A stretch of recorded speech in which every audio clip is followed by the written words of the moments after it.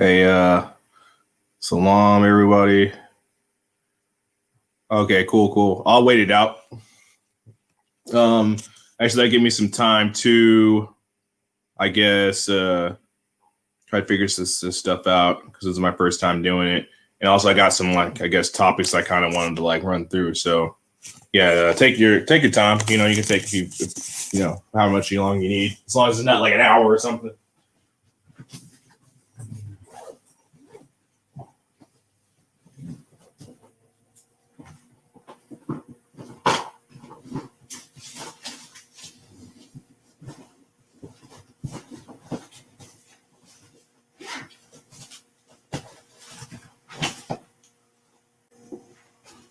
All right.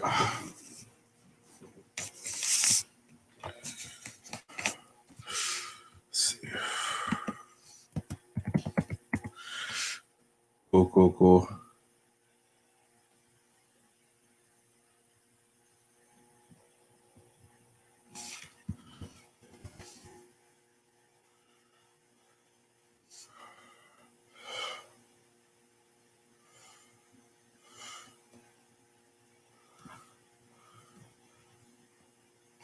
Okay, yeah, I see you. Hey, what's up? Oh, I see you're on mute. Okay. Let me unmute you. My bad. I think that's on my part. No, that was me, I think. Okay, cool. My bad. I hear you loud and clear. How's it going? Pretty good. How about you? Like I said, hey, I'm an honest guy. So whenever people ask that, you know what I mean? Like people are like, oh, I had an all right day. To be honest, I've had better days, you know what I'm saying? But hey, I'm home. I got off work. You know what I mean? I just got some chicken wings, you know what I'm saying, and a shake. So, and I got a roof over my head. So, hey, it could always be better, but you know what I mean? I'm blessed. I guess you could say that, Yeah, it could be better, but it could be worse. Bro, yeah, especially so. Yeah, I guess before I start kind of with the interaction and stuff like that. The reason I say that, I just want to get this out of the way, is because when I was at the hospital for a couple of days, man. Hey, what's up, Nicer? When I was in the hospital, I saw people that are just gone. Like they're gone. Like, yeah. I mean, I have it all upstairs, maybe as much as I should be, but there's people like they're so medicated, they're like toddlers, and they literally depend on somebody else just to do the basic things in life, you know what I mean? And the craziest thing I saw while I was there was this guy that literally, he said basically he thought he was Jesus. I know that's such a common thing amongst crazy people, right? There's always like that guy, there's always that guy that thinks he's Jesus or God or something like that. But he said it with like such conviction. And he was an older guy, and he didn't even raise his voice. He wasn't out there. He was just like seriously like, hey, I've been studying the art of warfare for 2,000 years. I'm the one that decides life or death. And he was just like, hey, he did like a thumbs up and a thumbs down. He's just like, hey, every night I decide who lives and who dies. And he said with such conviction, I got scared. I thought I was smart. I was about well, yeah. Yeah, because he was super convinced that he was freaking right. I've never seen that. I mean, the delusions that people can take themselves to. And the fact that he was so convinced about that. So I just wanted to get that out of the way. That's kind of something that I think about every day. Like, at least I'm not that dude. Yeah, right. It's good not to be that guy. I've seen that side of hospitals too, because I had to go visit someone once, and it's scary. Like you were saying on the one stream, how you said like there's people just like screaming all night, and it is like that, and it's scary. Yeah. So to start off, I think one of the things I wanted to start and touch bases on from the beginning is what inspired you to do a channel. And I know other people might have asked you this, but I wanted to get my say in it. What inspired you to start a channel in particular? Because most people that use YouTube, they've been using YouTube for a while. YouTube's been out for like, I think 20 years or something like that. So what inspired you to start a YouTube channel, and what kind of content did you feel really resonated with you? Well, I decided to start a YouTube channel because A, I had a lot of spare time, and B, when I would be in the chats, when I'd be listening to live streams, everyone would ask me, not everyone, but like sometimes someone would ask me, like, hey, what's your channel? Or, do you have a channel? Like, no, I don't. Like, well, you should. And after, Mhm. like 5 or 6 people saying that, I was like, well, maybe I do have something to say that's worth, of value. And then the content that I create, like where I'm trying to go with it right now, I'm just doing, I'm kind of doing random stuff, but I'm trying to find really like my niche with it, or niche with it, and where I want to go. But I've got a lot of mental health centered content, and like Yeah. talking about seeking therapy, being open about mental health, kind of normalizing the conversation, things that I've found that are helpful, I share, and I share my experiences. Like, I know I'm going to be doing in February at the beginning of the month, or actually I might do it sooner now, but we'll see. But I'm going to do a get to know Little Shirley, where you can come in and ask me anything, and I think that's gonna be fun. Just Word. to have. That's Yeah, good to but like hear. but Okay, go ahead. My bad. oh, go ahead. No, I'm no, you go sorry. ahead. I drink a bunch of matcha, so I'm kind of caffeinated right now. You know what I'm saying? Nice. So throughout this interaction, I might end up jumping in before because I get really saying energized and stuff, and I just want to when I feel something on my mind, I'm kind of impulsive, but I just want to jump out and kind of get it out there. You're good. You're good. So what I was going to say is I'm really glad that you talk about mental health, because it's crazy how, and that's no pun intended, it's crazy how it's a taboo subject. And I can tell you from my perspective why I think it's such a barrier for me. It's because when I was going through stuff as a kid, I remember literally there was a time I went to my parents and I was like, hey, I think I need a therapist. This is when I was in high school. And it was my mom in particular. My mom was like, hey, you don't need a therapist. Blah, blah, blah, blah. Just deal with what you're dealing with. You got to be strong, get over it. You know what I mean? And after that, I kind of really compartmentalized that, and I kept that with me so long. And so after I left my parents' house, I usually had jobs, especially in Texas, right? A lot of jobs aren't unionized. They don't offer any health benefits and stuff like that. So for the most part, I think I was dealing with a lot of stuff, and I was like self-medicating. I was, especially my big thing was, smoking weed and drinking alcohol, right? And a lot of it is a big recreation. I mean, it's pretty popular and accepted these days. I gotta say, especially most people from the age of like 18 to 25, especially like if they're in college or they just get out of the house, like that's just it's kind of acceptable. You know what I'm saying? And I think a lot of people, they think you're doing it recreationally, and some people they can do recreationally, but some people it literally is like they're self-medicating and stuff. And I kind of went through that phase. I was trying to find myself, all these different kinds of things. So I never talked to a therapist until the first time I did was literally like a week ago, man. And I think about it, it's just like, where would I be now in life if I had that outlet? Because unfortunately, especially this is coming from a man's perspective, it's really hard for us to talk about that because we don't want to be considered weak. And there's also other men, and this has happened to me actually quite a few times. Actually, this literally happened last week as well. There was a guy I was pretty cool with, even at work, and I was kind of like, I thought he was a good outlet. You know what I'm saying? I thought he was a good outlet, and he kind of motivated me, honestly, like to even start this YouTube thing, all kinds of stuff. And, I had a bad day at work, and there was basically a conversation that happened amongst a bunch of people that didn't know me too well. And it's one thing if you have like a heated conversation with somebody and people that you know well, but when you have it around people that you don't know, and then people are telling your personal business, that kind of like makes you feel some type of way. It's like, bro, like I'm telling you real personal stuff, like behind closed doors or on the phone, and you're saying you're airing out my dirty laundry, you're airing out all my baggage and shit, like with people that I don't know whatsoever. I don't hang out with these people. And then you know how people talk, right? So there's these people are going to go out and tell their friends, they're going to tell all the other people and stuff like that, and it's not going to stay in house, And I got pissed off. I was like, dude, you're an asshole. And I thought that this dude was kind of humble and empathetic because he talked a lot about empathy and this and that.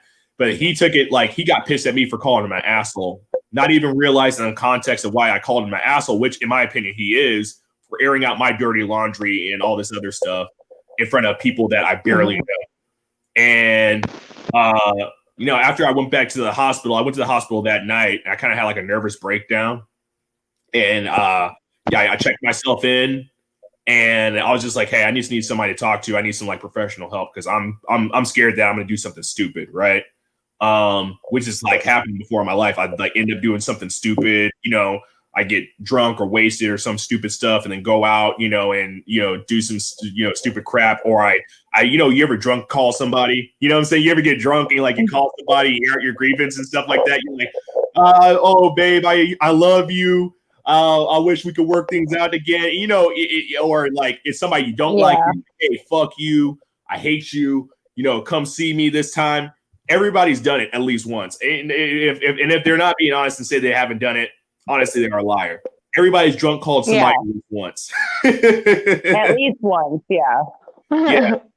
Yeah. So he's like kind of been. I texted him while I was in the hospital. I was like, "Yo, man, I'm not gonna lie. You made me feel some type of way, but it led me to getting help, and I still respect you. Real talk." And he's never really ghosted me before, but he's been ghosting me this entire time since I've been back for work, and I think it's just kind of like messed up, you know what I'm saying? Because I thought we were homies and I opened myself up to him and he's more offended, I guess, that I lashed out at him rather than understanding the context of that. But hey, man, it's all good because the guy's leaving my job in like a month or two. So I'm probably never going to see this guy ever again. I could care less. It is what it is. I'm not going to cry. Yeah.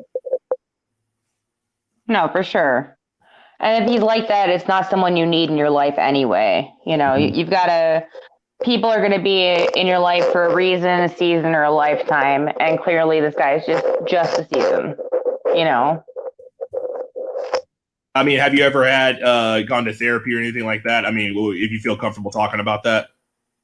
Oh, yeah. No, I talk about it on my channel, too. I definitely go to therapy. I have a therapist. I kind of had the opposite situation that you had growing up where like my parents got divorced when I was 4 and my mom kind of thrust me into therapy. And like when I was a kid, I didn't really understand it. We was like more group therapy for kids whose parents were divorced because I went to a private school and they, we weren't like, divorce is bad because it was Christian school. So they like put us off to the side and had a special group for us, like I think twice a month. And then when I was a teen, I had a counselor at the school. And then after that, she put me in therapy with a couple different people that were just really weird. And then I got very like anti-therapy, or at least anti-therapist, where I was like, no, I don't need that. Like I can just talk to my friends and everything. It'll be fine. But it's a lot of weight to put on, just your friends, and they're not qualified to handle everything sometimes. So I actually was my significant other from like 4 or 5 years ago now, who came to me and was like, listen, like, I think you drink too much. Like we were drunk together, like we were both like wasted. And he's like, I think you drink too much. And I think it's because you need to talk to somebody and like you need, he's like, you need therapy and maybe you need some medication. And I don't want you to get mad, but this is what it is. And I remember like stumbling, I was standing up and I like stumbled and I put my hand on the bar and I looked around and I like took in like a big deep breath and I was like, I understand what you're saying, but I'm never going to do that. And then the next day I scheduled a therapy appointment. Oh, awesome. I'm glad that I'm glad that I did. Like, when I went to him and I was like, I did it. Like, I scheduled a therapy appointment. He was like, oh, I'm so proud of you. And I was like, oh, thank you, whatever. And I love the therapist that I found. And he's been great. I've on and off seen him now for the last like 5 years. So, and it's good to like, I mean, it takes time though to find somebody that you're comfortable with. And like, this is your first therapist. Like if you're not comfortable with this person or for some reason they rub you the wrong way, it's totally okay to be like, you know what, hey, like I gotta like somebody else, I gotta go find somebody else because I'm not comfortable opening up. If you ever run into a situation like that, don't be afraid to, change your therapist and go find somebody. You got to interview them. It's like they're becoming a huge part of your life. So you've got to make sure that it's someone that you feel you can trust. You can't always trust them. They're always going to keep to their HIPAA laws and everything like that. But you have to feel that trust with them so that you can properly connect and then actually get the right service out of them. Otherwise, you're not going to open up in the right way. You know what I'm saying? And they're not going to get to the meat of your problems. I feel you. And it felt real liberating when I was like talking to one of the guys because I thought he was kind of a dick. He was kind of just because he said basically from their standpoint, they kind of have to push you. And he was just kind of like ignoring some of the things and cutting me off. And I was like, dude, like you keep cutting me off and I'm spilling my life out into you. Do you realize what I'm doing? Like, you realize how hard it is this, like digging inside of myself and getting all these memories that I'd rather not think of. And I'm telling you this, like, these are things that either have happened to me or things that I've done that I'm not proud of. And he was just like, and because he was kind of like, wow, like he was trying to take it back. And I was just like, just because I have scrubs on doesn't mean like I'm gonna let you disrespect me like that. You know what I'm saying? I understand you're a quote professional, but like I'm pouring my heart out. And I told him like, what am all my experiences and stuff. And he said something that I really wish more people said in general, especially when you look at the culture right now. I think people are really hard on other people, like, and especially with social media and things like that. Like, people are so cold to one another and they talk about empathy and all this kind of being kind to one another. But like, if you see the world, like, dude, we're trash to each other. And I was just like, he was just straight up like, hey, stop being so hard on yourself. Like, you need to forgive yourself. And I never had somebody really say it like that. I've had people paraphrase. I had people be like, oh man, what you did, that wasn't a big deal, whatever like that. But I have a lot of sense of shame and guilt, right? Because I know what it's like when somebody does something wrong to me and I feel some type of way and that's unresolved. You don't get that closure. And I feel like, man, dude, I'm so hard on myself because I'm hard on myself because it really sucks in life. Like, you don't have a time machine, right? You don't have a time machine. There will probably never ever be a time machine. You can't go back and change the things that you've done. You can only learn from your experiences, right? And I was like, bro, I would literally like trade years off my life in order to go back and freaking fix this and fix that. And he was like, bro, that's not going to happen. Like, you have to forgive yourself, regardless of the people that you're affected, regardless of how they feel about you. They can hate your guts, but you have to do it for yourself. And I was like, I never really thought about that. You know what I mean? Yeah. Well, I mean, and that's a huge part of it is in processing like major events is forgiving yourself for whatever role you played in it. And then like something that because I know I talked about it on my channel, but like my mother and I, when I found out she was ill, we had been not speaking for almost a year. And it didn't seem like we were going to talk again for any time. And then I found out she was sick, and we just jumped right back into talking to each other because that's that's how I feel like you handle it. And she didn't object to it, so we just pretended like we hadn't not been talking for a year. But because it's not the time to go through a lengthy reconciliation and all that. There wasn't time for it. She went pretty quick after that. But something that my therapist recommended to me is when you can't necessarily talk to the person that you need to talk to and reconcile with them, you can always write them a letter, and kind of how they say, like, write a letter when you're angry and just don't mail it. It's the same kind of thing. Like, just write a letter, getting out what you have to say. And, if you need to apologize and just, put it away. And that's a way that you can find that closure without having to, like, if it's going to be a confrontation or, a bad situation, if you go up to that person to apologize, like, you can do it in that way.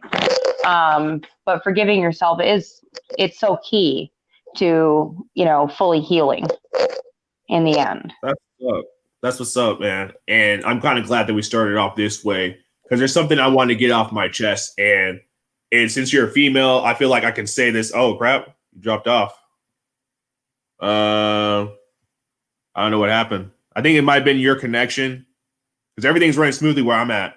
I think that's why you kind of got a little static with your mic. And for whatever reason, you dropped off. Okay, yeah, there you are. Hey, sorry. You good? You good? Yeah, no, I'm good. It just my internet's been funny all day. I've got full bars, but it keeps going in and out, and I think it's because it's been storming all day. Oh, okay. I had trouble when I was interviewing Bishop earlier today too, and I thought it was my StreamYard's account, so I upgraded it. Not that I didn't need to upgrade it because I want to go past that 20-hour mark on it, brand it my own way and whatever. But yeah, it's not the StreamYards. I think it's the weather. Yeah, I upgraded my StreamYards. Honestly, it was a good investment because I'm long-winded and I use up too much time. But I was gonna say, yeah, like I think, and this is the most real thing. I think a man's biggest fear is being emasculated, and the biggest symbol for emasculation for me is, bro, if you cry in front of people, being a guy, that shit sucks. The only thing worse than that could be possibly getting your ass beat in public, right? Like it's super embarrassing. And as much as people say, oh, toxic masculinity, this and that, men need to be more open. The same people, they know they feel some type of way when they see a man cry. Like they never respect it. You know what I'm saying? Like they'll never. Well, that's because. Go ahead. Oh, damn. Hey, I'm sorry, y'all. It might be something wrong with her internet, like she said before, or whatever, like that. I think I'll give it a couple more times, and if it cuts in and cuts out, I might just, cut to the chase and just talk about some of the topics, and may have to, try to figure this out another time. Hey, I'm sorry that you're experiencing so many problems or whatever like that. I'm sorry. I'm going to go outside for a little bit and see if that helps. Word. Are you using your phone? But no, what I was saying, yeah, I'm using my phone, but it's my computer's the same way right now. Okay. But so yeah, let me go out. And see if that helps. But like I was saying, for men, like as a society, we're taught that men aren't supposed to cry, and that if we see a man crying, then we're supposed to, as a society, kind of ostracize him for that and judge him for that, and look at him as less than, because men aren't supposed to have feelings. Y'all are supposed to just be, like stones, and have no emotion, no feeling, and just go through life and get the job done. And that's something that needs to fundamentally change. Because that's like the reason you're embarrassed when you cry in public is because you were told at some point growing up, boys don't cry. Mm-hmm.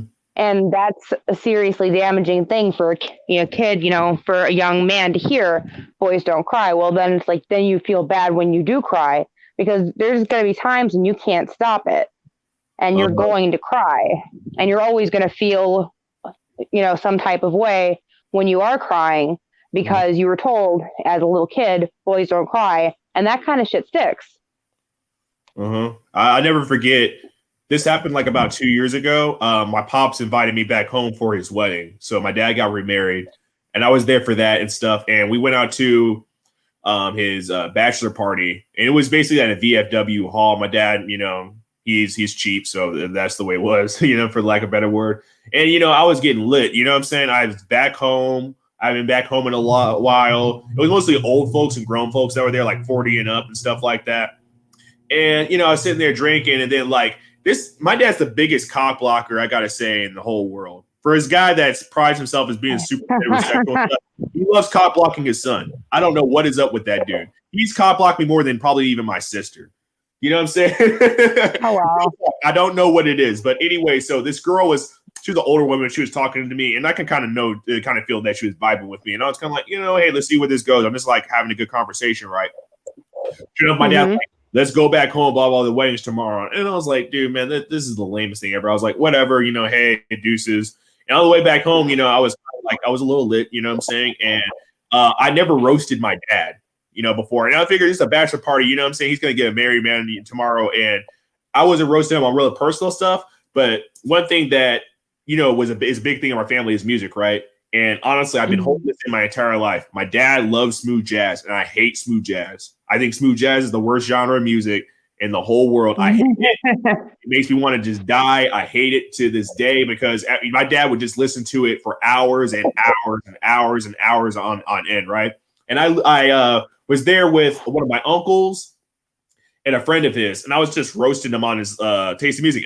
They were getting in on it. They thought it was funny and stuff like that because they were like, "Yeah, smooth jazz kind of sucks." Even they were like that.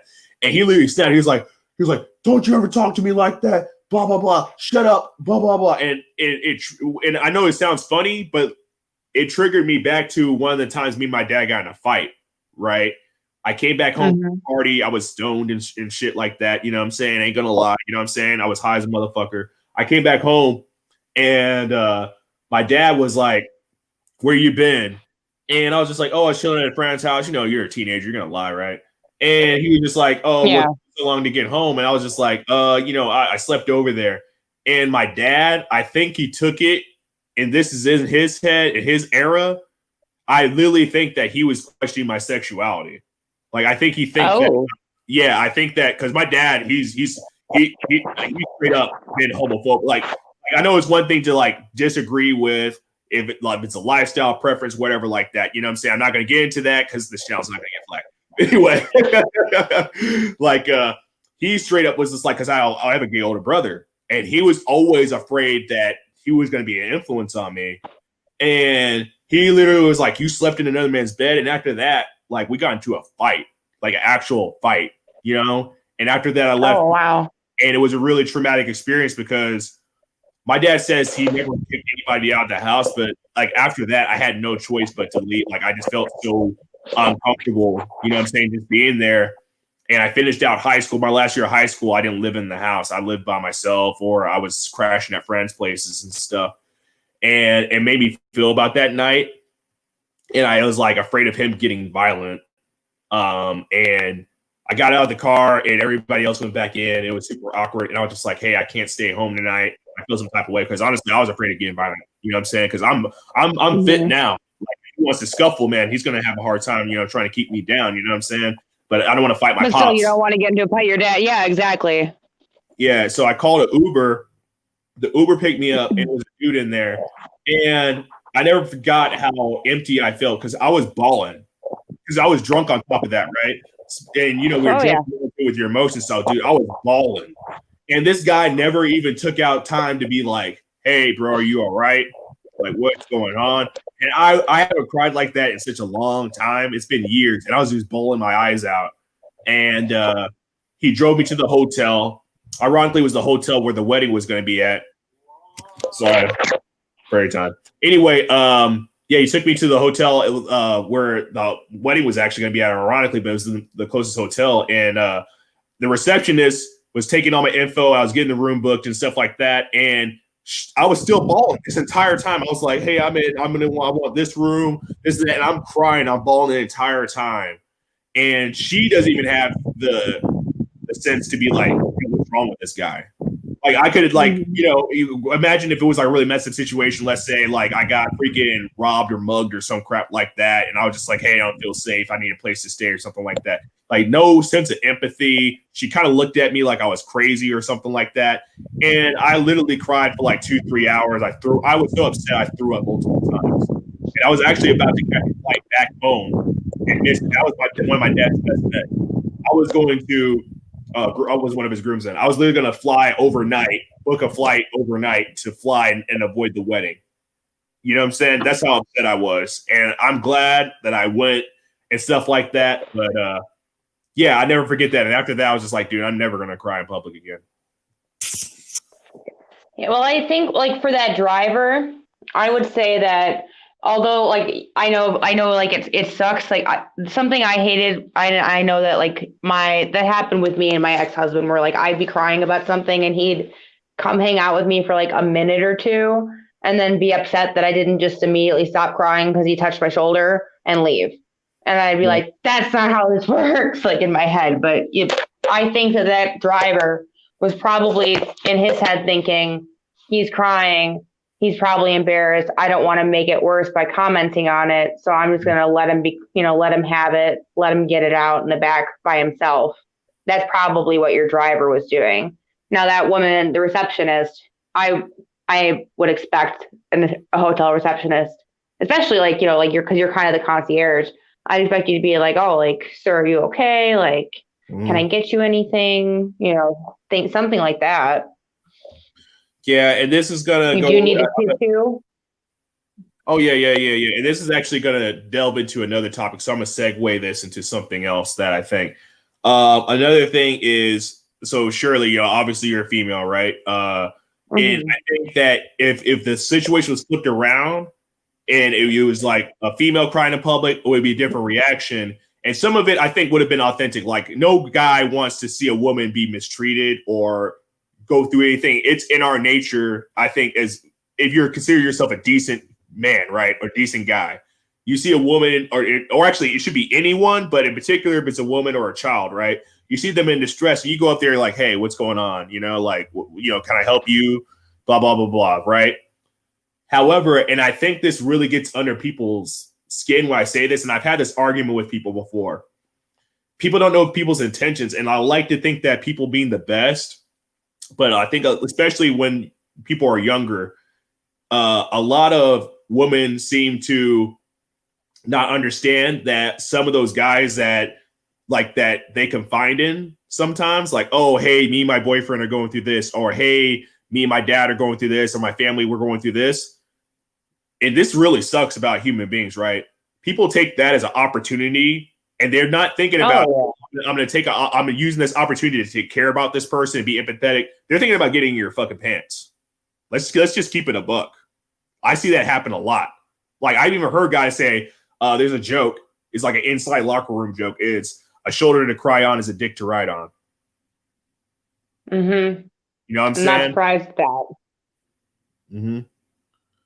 And so that kind of sucks because that becomes a barrier. I think people, when they get those experiences, imagine that's a traumatic experience. Like, oh, hey, this guy's a friend of mine. This guy's actually a decent person. He's a coworker and stuff. I had a rough night. I confided in him. And basically, he worked himself up just basically over a period of time to use that as an opportunity to get sleep with me. And after he slept with me, he wanted nothing to do with me. You know what I'm saying? Yeah, I mean, and that's something that women have to deal with all the time. It's something that happens all the time. And you just have to, I mean, I would say you just have to guard your best against that and really, as best you can, learn how to read people and find out who's genuine and not just give it up. Don't go home with people when you're drunk. Just, get your Uber home and go home by yourself. It's better to do that than to put yourself in a bad situation, because not every situation that, that has a bad outcome can be avoided, but some of them can. And an easy way to avoid some of them is just, getting your own ride home, or, not accepting drinks from somebody, or, just telling someone, like, I really appreciate, like, especially like, because I've had that. I've been through a few significant losses, and two since I've been over 30, or three since I've been over 30. And I've had people use it as, like, oh, hey, I feel so bad for you. Oh, we'll come over, we'll drink. And then they always try and make a move, and it's made it where I'm very wary of people. And I find that I work in the industry, like in the service industry, and I do read people fairly well. So at this point, I've gotten to where, like, I can pretty much tell if you're going to do that within, about 10 minutes of the conversation, if you're going to try and, take me home or something. And then I just exit conversation and we are not friends, because it's like, nope, cool. Don't seen this game before, recognize it, on my way out now.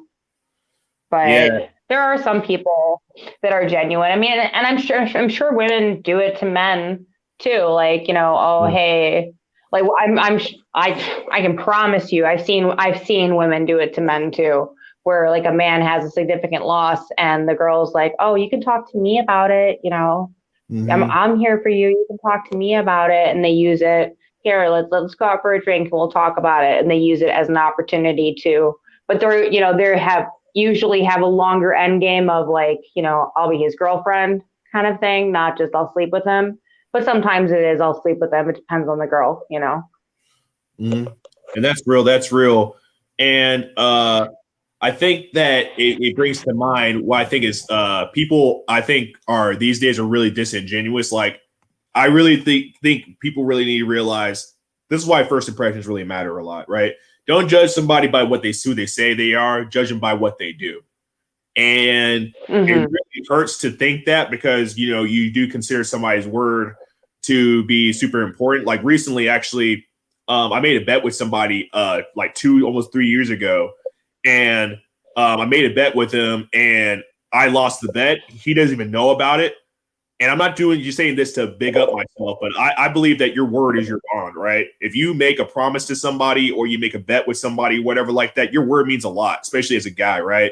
And I took it upon myself to like, I gave him the money. I gave it to his girlfriend. And I was just like, hey, I don't know if I'm going to see him at work today or tomorrow, or whatever like that. He's fixing to leave. He's leaving, right? I want to give this money to him. Obviously, you're probably going to see him before I do, right? Obviously, because you live together. It's obvious, right? But, and I left a letter in there for him, just basically saying, hey, I'm a man of my word. I lost the bet. You didn't even know about it. You know what I mean? But, this is $200 out of my pocket. But, hey, man, I wish you the best. And you got good things going on. And honestly, he's in a relationship with somebody that I used to like a lot. So I was just like, hey, and I even put it in there. I was like, you should be very, very grateful for like the things that are going on in your life. And you got something way more worth than this $200. I was kind of hinting like, yeah, it was love, right? I think love is the most beautiful thing ever, right? And having that is priceless. Yeah. There's homeless people, but I'd be seeing homeless couples, bro. These people got a pot to piss in. They're in love. You know what I'm saying? It's crazy. Hey, when you're in love, you're in love. Yeah. Doesn't matter who it is. That's for sure. That's for sure. So I see a lot of the modern dating tactics, right? And I think there's 3 modern dating tactics, right, that I see. And number one is, of course, people date to proximity, right? So what's commonly popular now is this was taboo, honestly, when I first started working. Like this wasn't, and I'm not even that old. I'm freaking 32. But when I had my first job when I was 16, not only had my dad, I worked with my dad when I was like 13, 14. So that was my first job. But when I was 16, I actually had my first job outside of working for my family. And dating coworkers was kind of a taboo thing. Like that was kind of like, especially on a corporate level, it was kind of like, you know what I mean? Like, yeah. Well, there was stuff written into the handbook against it, especially if it was like a manager dating, a lower level employee. They used to have stuff written into the handbook against that. But I hate to say it, and I even talked to a girl that is in a management position. She said, and I don't know if you feel the same way. She said it's the stupidest rule ever because when you get people together and they work in close proximity, those things are naturally going to happen. And just there's kind of like a unspoken rule, just like, hey, people do it, just don't get caught. Like I've even that's exactly what it is. Yeah, I worked at places and it's like, oh, I'm a manager, I'm not going to date this person, and then all of a sudden, as soon as they promote, they're together. You obviously know they were talking or hooking up or dating before that. Like the day they promote, all of a sudden they got a girlfriend. It's like, come on, bro. Like everybody knows what's going on. Like we're not stupid, So well, a lot of times, at least in the restaurant industry, like it depends where you work. Like if you're working at a mob pot, nobody cares. If you're working at a corporate place, it's a big deal. But it is an unspoken thing. Like if you see it, just look the other way. Like don't talk about it at work. You can gossip about it at the bar, somewhere else, but you can't talk about it at work because we're not costing anyone their job because they're doing their thing. Because it is when people are in close proximity, it is natural. You're going to develop attractions to someone. Like if you think about, did you date anyone in high school? Oh yeah. Yeah, so like me too. And the guy that I dated in high school, I dated two guys when I was in high school. One my junior year, one my senior year. Junior year was one of my brother's friends, so he was in close proximity to me. I saw him a lot. And then my senior, and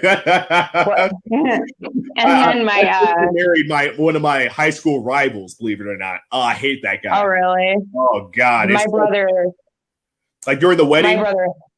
Like, yeah. I'm sorry, I'm just gonna say this real quick. During the wedding, you know how like weddings they have the whole bridal girdle thing and stuff like that. They already have two kids. Right? Obviously, they've been having sex. It's pretty obvious, right? But I was so disgusted. I wanted to whoop that guy's ass, like right there. No, don't you touch my sister! Exactly. But go ahead. Yeah. I was gonna say my brother hated my ex-husband, but the guy I dated senior year, we had a class together and we worked together. So I saw him all the time, and we just ended up getting to know each other better because of that. And I think that's why it happens, is because when you're in close proximity, you, especially in a work environment, when you get older and you don't have school to go to and you don't have all that time to hang out with friends and everyone has their own life. Like your friends, a lot of the time are your coworkers. And so your friends change. Every time you change your job, you change friends. If you're there for a long time, you have friends for 15, 20 years. But if you're a hopper, you'll have friends for a year and then you have all new friends the next year and you have to make all new friends the year after that. And especially in the restaurant industry, we see that a lot. Like there's a lot of turnover. So, but those are the people you spend all your time with. Like, who else are you going to get to know? You go out drinking with them, you work with them, you get drunk with them, you go home, go to bed, and you come back and you work with them. You see them more than you do your family. Yeah, that's what's up. And the thing that sucks though, on the flip side, is people like to think they're mature and they can handle that and the fallout of that, because I hate to say it, most relationships on average don't work out, especially if it's like if it's not like marriage is already hard enough, but just even dating somebody is hard enough, right? So hey, you date this person and you guys have feelings, and sometimes even these people move in together, all that kind of stuff, right? And then they break up. I've seen so many people quit their job overnight because they're just like, hey, I work with this person. We had a terrible breakup. I can't stand this person. I hate their guts. I cannot work in the same vicinity as this person. I'm dipping. I've seen that happen so much. And I can only imagine how many businesses had to deal with that crap. Like, it kind of sucks, Yeah, well, for the employer, I see the reason why you have a rule like that in place, so that you don't have turnover because of relationship fallouts. But at the end of the day, in reality, if you tell them not to do something, they're going to want to do it even more. If you tell them they're open to do it, seriously, and they're going to suddenly that girl who's like a 6 or 7 is starting to look like a 10 because you can't have her, and you're like, well, damn, it's risky if we get caught, ooh. And that's a whole different level to it. So I think it just creates a problem where you're going to have people dating anyway. So if you give them the freedom to date, they're probably going to date. You're probably going to see less dating in the workplace than you do now.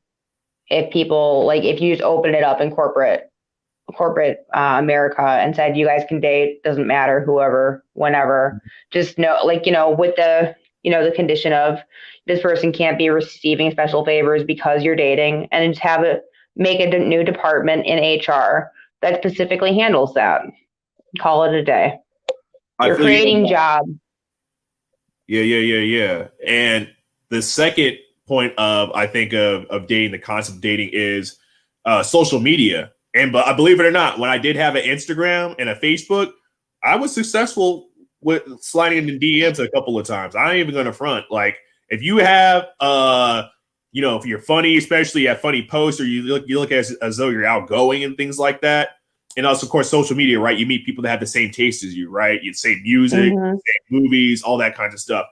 I slid in like just like also they see your mutual friends, so that makes a sense of they're familiar with you, right? You guys hang out in the same circles. There's sometimes I straight up slid into girls' DMs and like I would exchange numbers and stuff like that. We go on a couple of dates and stuff. So I think social media game honestly is even more than dating sites is the real thing that's really popping because women, it seems like on your standard, right?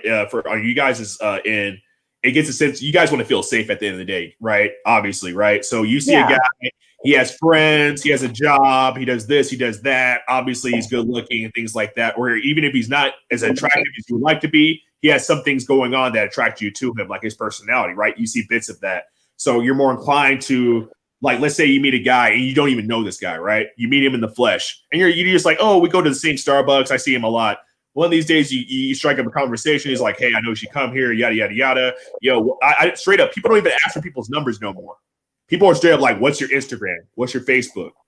What's your Snapchat? Yeah. And then they straight up like, oh, what's hey, your Snapchat is the biggest red flag. Yeah. Seriously, that is the biggest red flag. What's your Snapchat means I'm just DTF. Yeah, I feel you gotta watch out for those people. Yeah, and it was new here, especially in Cali. Like, it's really big and popping here, and it's kind of crazy because I've asked for girls' numbers sometimes because I deleted Insta for various reasons, right? And they look at me like I'm crazy. Like, they'll be vibing with me and be like, "Oh yeah, I could tell we're getting along together." Especially when I was going out drinking, we'd be at the bar, chilling, drinking, and chilling and whatnot. And then I'm about to dip, and I'm like, "Hey, it's nice meeting you. Would you like to, meet up sometime?" And yeah, they're like straight up, "You're actually you don't have an Instagram?" And I'm like, "No, I don't have Instagram." They look at me like, "Yeah, he's a serial killer." You know what I'm saying? I've gotten that. Yeah, no, it's really Well, it's odd to come across people who don't have any social media, and some people do. Like my brother is one of them where he doesn't have anything. He doesn't have Instagram, Facebook, Twitter, Snapchat, nothing. He's like, nope, fuck you. I was like, okay. But, I keep it. I mean, I honestly, since I've found this YouTube universe, I haven't really been on my Facebook very much, which I think has been great because instead I'm creating content. I'm being creative because I'm doing my thumbnails and stuff because I design all those by myself on Google through Google Drive. And then I've got to come up with content. I've got to plan everything out. And that's what's taking up a lot of my free time, which is awesome. Instead of me sitting there scrolling through Facebook and, liking this and sharing the same fucking posts. Over and over again. So this is I think this is and it really is a social environment, whereas Facebook has the illusion of social. It's not a social community.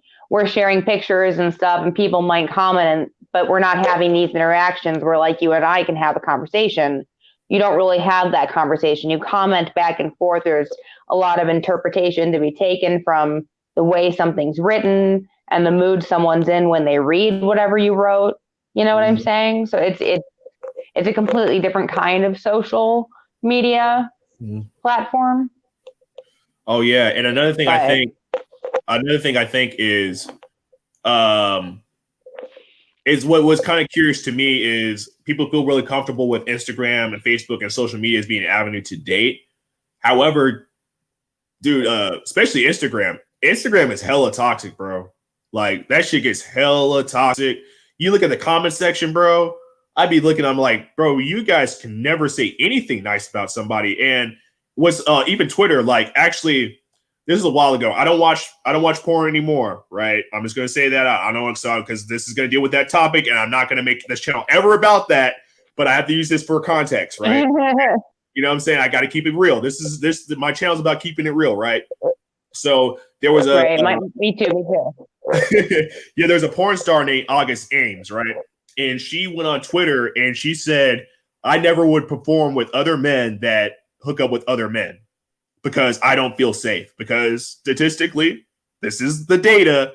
People can get in their feelings. This is just scientific fact. people of a certain community have higher rates of being HIV positive and having STDs. That's just facts. And then the porn industry is even more taboo. You know what I'm saying? I don't say this maliciously to say anything hateful, but these are facts that are indisputed, right? That within a small community, there's just this high rates of this thing happening, right? And people went after this woman. She was only 23. They went after this woman. There was literally people being like, you should be ashamed of yourself. You should crawl into a hole and never come out. You should die. You're homophobic, this and that. And sure enough, the girl killed herself. Oh my God. Yeah. Beautiful woman. Oh, beautiful woman. I didn't end that way. Over that. And it's just like, instead of people, I think this also happened to the chick from, she didn't kill herself, but the girl that played Black Panther's sister, she said as a comment, or she shared something that was controversial, that was considered transphobic or homophobic and stuff. And people went in her so hard that she just left social media. She's just like, imagine you see something and this literally is just millions of people just telling you you should die and that you're a terrible person. That's why I got off of that shit. Yeah, no, I can't even imagine. Like, and that's why, like, because I have an Instagram, but I don't post any pictures of like myself. I put like, there's like maybe like 2 or 3 selfies I've got up, and I definitely don't do anything controversial. It's mostly for my photography. And then a little bit, I put some of my writing on there. Like I'll like type something out and then change the font and color and take like a screenshot and then, post it on Instagram so I can get it, out there like in a different platform. Cause I write like little parables and stuff sometimes, but I don't use it for that, social aspect. I just use it more as I'm pretty much using all of these social media websites now as networking websites instead. Like I kind of just twisted it. Like I have a special Facebook for my Little Shirley page, and I check that once or twice a day, and I'll update it and I'll put out a new post or whatever. And then and now it's also linked to my StreamYard, so when I go live now, it'll stream to both YouTube and the Facebook. So like, and that's, I think another way to get more followers. So I'm trying that. And then I have a Twitter page for my, for my Little Shirley account. But like, I don't have my own, I have my own Twitter so that no one could, I don't know why, but like 6 years ago, I was like, someone's going to try and make a Twitter that's at Shirley, whatever my last name is. And I was like, and it's not going to happen. So I made a Twitter that was at my first and last name. And I was like, ha ha, now it's mine. And then I'm just like, you're so weird. Like, why? No one's going to take that. Why would someone do that? But yeah, I got like really paranoid out of nowhere. Probably a little too high. But yeah. But oh crap! Hey, I keep my. I'm sorry. Real quick, there's somebody in the chat. I gotta give a huge shout out because, like you, she commented on my page when I was in the hospital, and you guys, especially Nicer too. You have no idea what that meant to me. I was in the darkest. I was rock bottom. What I thought was rock bottom, and those things mattered to me so much. So Shirley, thank you. Nicer, thank you. Sister Talk, thank you so much, because you have no idea how the small things like that matter. You know what I'm saying? So, but go on. Of course, we've all got to support each other. Yeah. So, oh no, go ahead. I didn't want you to lose your train of thought. Oh, I did. My train choo-choos away real fast. Okay, so we can kind of. But I'll take this opportunity. Go ahead. I was going to say, I'll take the opportunity to say hi to people in the chat because I haven't done that yet. So, hi, Nicer. Hi. Oh, hi, the Vic 1086. Hi, Sirism. Hi, Sister Talk. Okay. Yeah, and check out Sister Talk's channel. I gotta give her a shout out, man. She's been showing me mad love. And actually, this is gonna segue into another conversation. This is gonna be a taboo conversation, and I'm gonna keep it as PG as possible, just in case any youngins are watching. You know what I'm saying? So, Sister Talk recently, she I believe she's a therapist or something like that, and she was talking about addiction. And one of the things that she's talking about addiction is pornography. And I think that's a really taboo subject that people don't want to talk about because we live in a sex positive culture, right? And I think it is important, regardless of what lifestyle you live, what religion you are, what race you are. People want to feel good, right? And sex is a natural thing that individuals want to do with each other, right? Now, there's also there's positives and downsides to that, depending on what frame of mind that you're thinking, right? I think that one of the things that's unspoken, especially in red pill spaces, this goes to the red pill spaces, the manosphere and all that. Nobody wants to talk about the elephant in the room, and that you got a lot of guys simping hardcore going on OnlyFans. They spend too much time looking at X videos and all these websites, you know what I'm saying? Rather than self-improve and do all this other kinds of stuff. And like, I noticed even when like guys in red pill spaces talk about positive stuff, like, hey, here's stocks. Oh, hey, here's workout, routines or diets that you can get into. DJ Kuda is really good with that. Hey, I take these kind of herbs, and this kinds of stuff. Oh, here's tech information. But as soon as you talk about thoughts, for the lack of a better word, sorry if that offends anybody, but it is what it is. Or if you talk about Instagram models, porn stars, everybody lights up. Watch the chat light up. The chat lights up. Oh boy, like the guys are typing in there. You know what I'm saying? And it's kind of sad because I think that people don't realize that people are looking at these spaces, and believe it or not, people are adjusting and adapting to the things we're saying. And there's so much emphasis in the red pill space of you're not relevant unless you're smashing a bunch of girls all the time. So that ties into guys. Yeah. There's a lot of guys I think they're low-key are addicted to sex. There's a lot of guys I think are addicted to pornography because pornography gives you the same like euphoria and dopamine release that you do actually doing the real act, but you're not getting the actual result. So a lot of guys I think get tied into like depression, anxiety. They don't even know how to talk to girls, right? Because all they're doing is they're just seeing this, like this pizza delivery guy in this video is smashing 4 girls. Or like a better word, the pizza delivery guy, all you have to do is show up with a pizza and then girls just want to hook up with you, right? But in real life, like they can't even talk to you. Porn. Yeah. What's your take on that?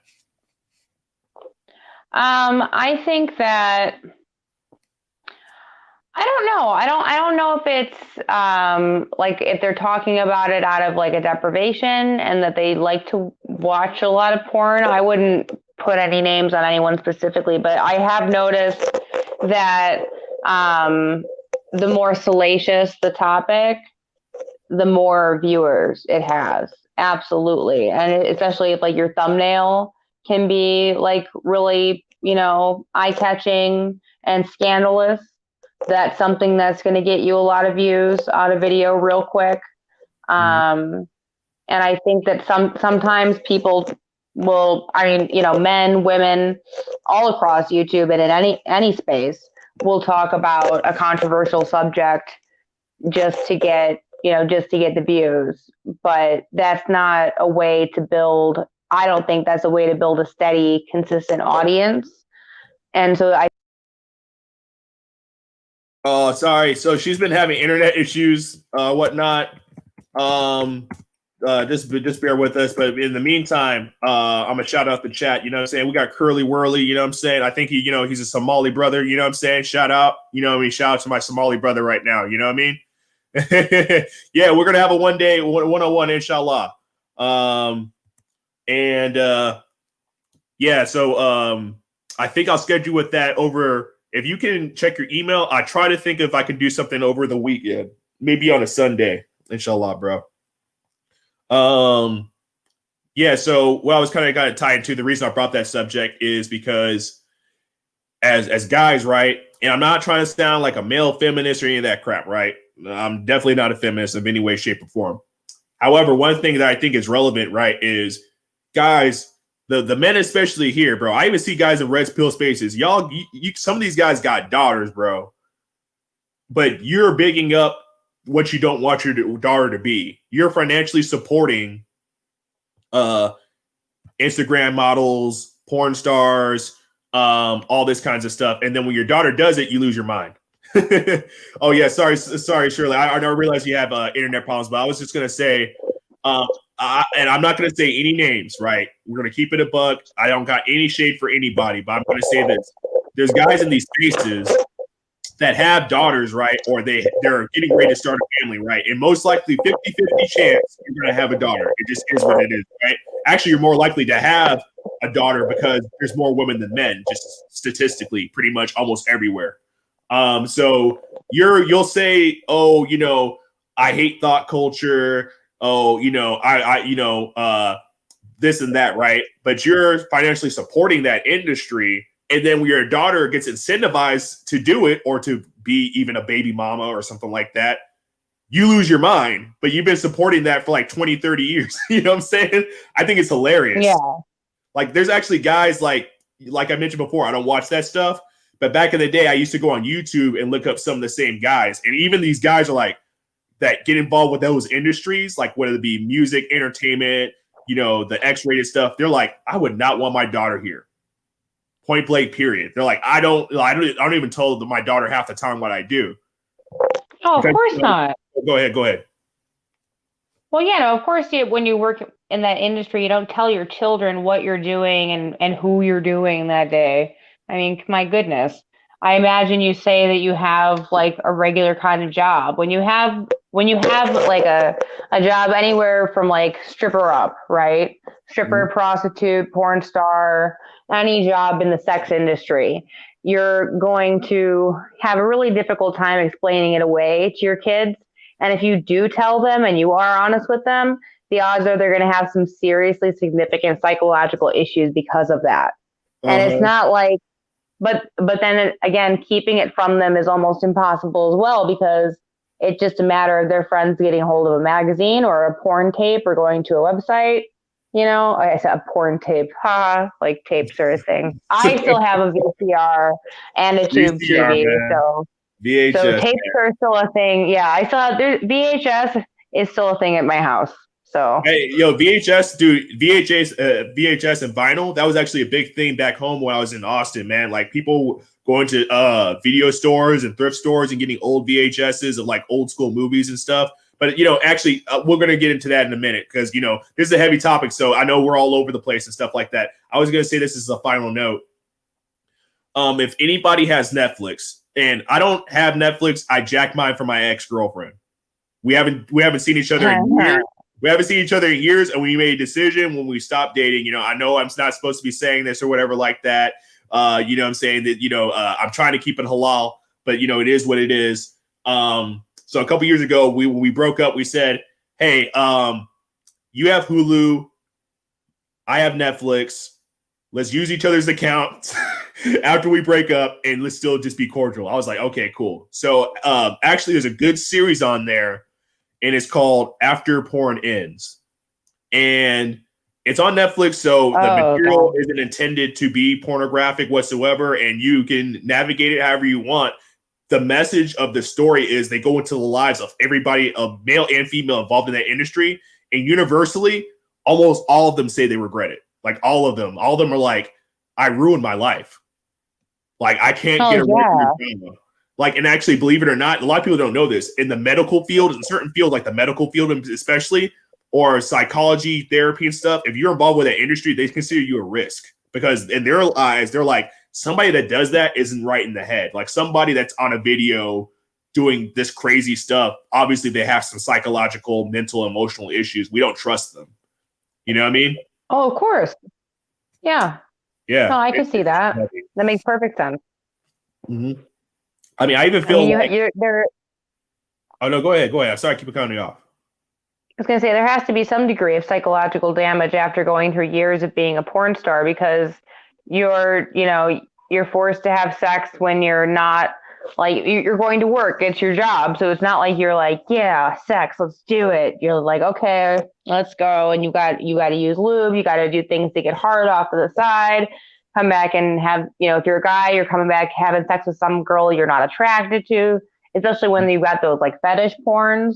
Like I can promise you, most of those people who are doing it, they're not into those fetishes. It's just the porn job they got. you know, and they need money to pay their bills, and that's the industry they're in, and now they're in it. It's hard to get out of it. Uh-huh. I can imagine. I mean, like how, like what other job where do you go after porn? Yeah, and You know, so that series has to be good. Yeah, one of the saddest things I saw on there, and this is the last, kind of footnote I'm going to do that with that, is the saddest thing I ever saw is a guy, and he's Italian, and he's like well known, right? He's considered one of the goats of that industry, right? And this guy was crying, and he was like, because he's married, right? He's a married man, and he's like, I can't look at women the same anymore. I can't like make love to my wife. It's just so I can't turn that part of my mind off because he's known as doing really explicit, like fetishy, hardcore stuff, right? And he also he's a religious guy, believe it or not, and he's actually super Catholic. And he's like, my dream was to become a Catholic priest. Oh God! I never like that. I wanted to be a monk. I wanted to be a Catholic or a Catholic priest. Like I wanted to dedicate my life to religion and serving other people and stuff like that, being there for people. And he was just like, I could never go and do that ever again because like my mind and my body is just so, we're creatures of habit. He's like, I can't be there like in that moment with that person and not think those thoughts about them. You know what I'm saying? Imagine like all you see, and this is the problem with like social media and Instagram. Like these guys, especially like young men, are like swiping through all these Instagram models and this and that.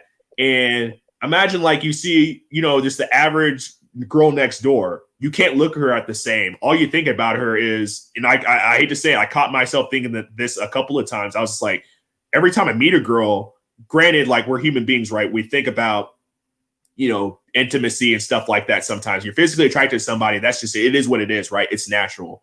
However, it's another thing to where you're literally fantasizing about that person the entire time you're with them. And it gets to a point where it becomes unhealthy. You know what I'm saying? Oh, well, yeah. Well, and everything about our society is like, they keep sexualizing it. Like it was a little slower in the 80s and 90s, I think, but it just hit a snowball. I'd say around like 2010, I kind of feel like is when they started like, I started seeing little girls with like huge boobs and, in mini skirts and showing them off and stuff like that. And that's somewhat to do with the hormones that they're now putting in the food and stuff like that. And then also to do with the parents and not checking their kids on the way out the door. Like you don't buy your daughter a shirt where her tits are going to hang out because you should be a better parent than that. Like I think about when I went shopping when I got any new clothes, I had to take my mom would take me shopping to buy clothes.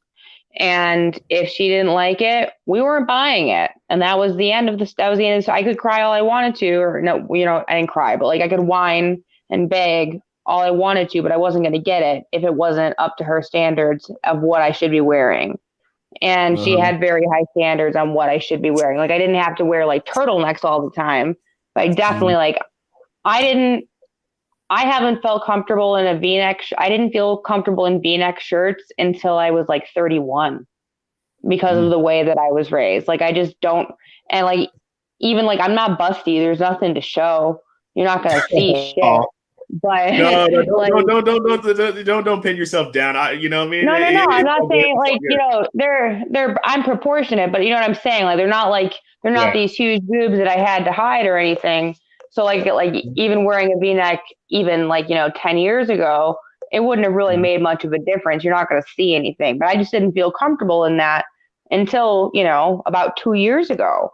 And that's, to do with my upbringing. And so I think it's like your parents really have to be present and make sure that they're, really enforcing those morals and values that they want you to have that are going to help you grow into a more well-rounded person who people are going to take seriously on a day-to-day and not look at as an opportunity. Yeah, real talk. So this is going to segue to Because you're not a parent for all intents and purposes, right? No, I'm a kitty mom, but I don't think that quite counts. Okay, cool. So, I'm not a parent either. Most of my siblings are parents now. So, in this conversation, I like, of course, I love YouTube, and I like channels actually where it's like people having different discussions, like the channel Jubilee. Sometimes some of the topics they have, I think, are really corny, but some of the stuff they have, I think, is really good when they get people and they say, "Hey, how do you feel about this? Like, do you disagree, strongly agree, this and that?" I'm pretty sure you've seen them, right? They're pretty popular. And no, they actually, had, I haven't, but I'll check it oh, out. I highly recommend their channel. I highly recommend their channel. They're from Canada, I think. So they had an episode. Okay. Yeah, they had an episode where it was fathers and daughters together. And I guess it's the follow up. They like to do everything like equal, right? So they're gonna like do fathers and daughters first, and then they're gonna do mothers and sons.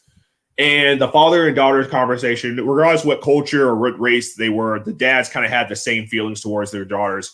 And some of them, because it's like, it's the year we're in, 2021, a lot of things are acceptable that weren't acceptable in their time, right? A lot of the dads were like boomers and stuff like that. Mm-hmm. So, Dad, why are you so concerned with how I dress and blah, blah, blah, blah. And a lot of the dads are just like, hey, we're keeping it real. Like, yeah, we want you to be able to express yourself and do this and do that. And we're not trying to police your body, but the world we live in isn't peaches and cream. Like, there's people out there with bad intentions and they look at you like a certain type of way. And it could not be like a criminal that's going to take advantage of you and stuff like that. Like, let's just say that, right? They said, basically, imagine a guy, that's the first thing he sees about you. Yeah, you have this intellect. Yeah, you have this and that going on. But the first thing he knows about you is how you look. And granted, hey, physical attraction is one of the first things human beings in general knows about each other, right? So let's keep it a buck. However, it's one thing to where his main pursuit in interacting with you is slowly to get in your pants. And they're like, as a woman, you don't know what that's like. You don't know, because guys, we've been there before. Every man has been there before, and we know what that feels like, and our thought process. Like, hey, yo, there's Shorty right there. Shorty looking good. Shorty looking fine. She got them yoga pants on, you know what I'm saying, and a crop top. You know what I'm saying? I'm going to say what's up. And I'm going to be cordial. I'm going to be friendly. Like, some guys are just straight aggressive with it. Like, they're catcalling and stuff like that. But some guys are like, hey, I just want to be friends with, let me just act like I'm this girl's friend. You know what I'm saying? Like, hey, we can hang out a couple of times. But their in pursuit is they know what to say the right things to get what they want. They don't care about you as a person. They care about you, obviously, for what you physically offer. And the girls were like, just made like, well, how about telling men to do this and do that? And I think that a lot of women think that guys have the power to just go over to random men and police them. But literally, look at the state of the world. We can't, other men are going to do what they want to do, regardless of what they think is right or wrong. You know what I'm saying? Yeah. What do you think about that? Well, I think one thing I wanted to say real quick is that there's a way to dress sexy and not slutty. Like, you can have like a bodycon dress that goes down past your knees and is a turtleneck and shows, but doesn't actually show anything. Like that, kind of the illusion of sight, if you will, I think is a lot, I think comes off as a lot sexier because you're more sophisticated because you're not flaunting it, but you're still showing your femininity in your dress. So I think that's a better way to like first present yourself to somebody. But as far as like expecting men to police other men, I think that that's more in situations where like, I think that when women say that it's more in situations where if a man sees if a man sees another man, beating his woman, like you should, we're hoping that you would step in if you saw that. Like I personally would try and step in if I saw that, if nothing else, and like just be like yelling, hey, and like try and get his attention and distract him for a second so she can maybe get away or something, like, or throw a chair at him. I don't know. But like I would try and do something, while I'm calling 911 to kind of mitigate the harm that she's going through. And so I think that's what a lot of women are expecting in that. Or like if you were to, like that Brock Turner situation where he's raping this girl behind a dumpster, and these two guys walk up on it. Like Yeah. we hope that you would do what those two guys did and chase him down, and and hold him for the citizen's arrest until the cops get there. Yeah, That way, shout out like to those young men, bro. That took a lot of balls, man. And oh yeah, those people should. What sucks about our society is people that do good like that, they're not showcased across the globe compared to some stupid person going viral for some stupid video or something like that. Like, those guys should have got a medal or something like that, like an award or something like that. And and we don't even know their names.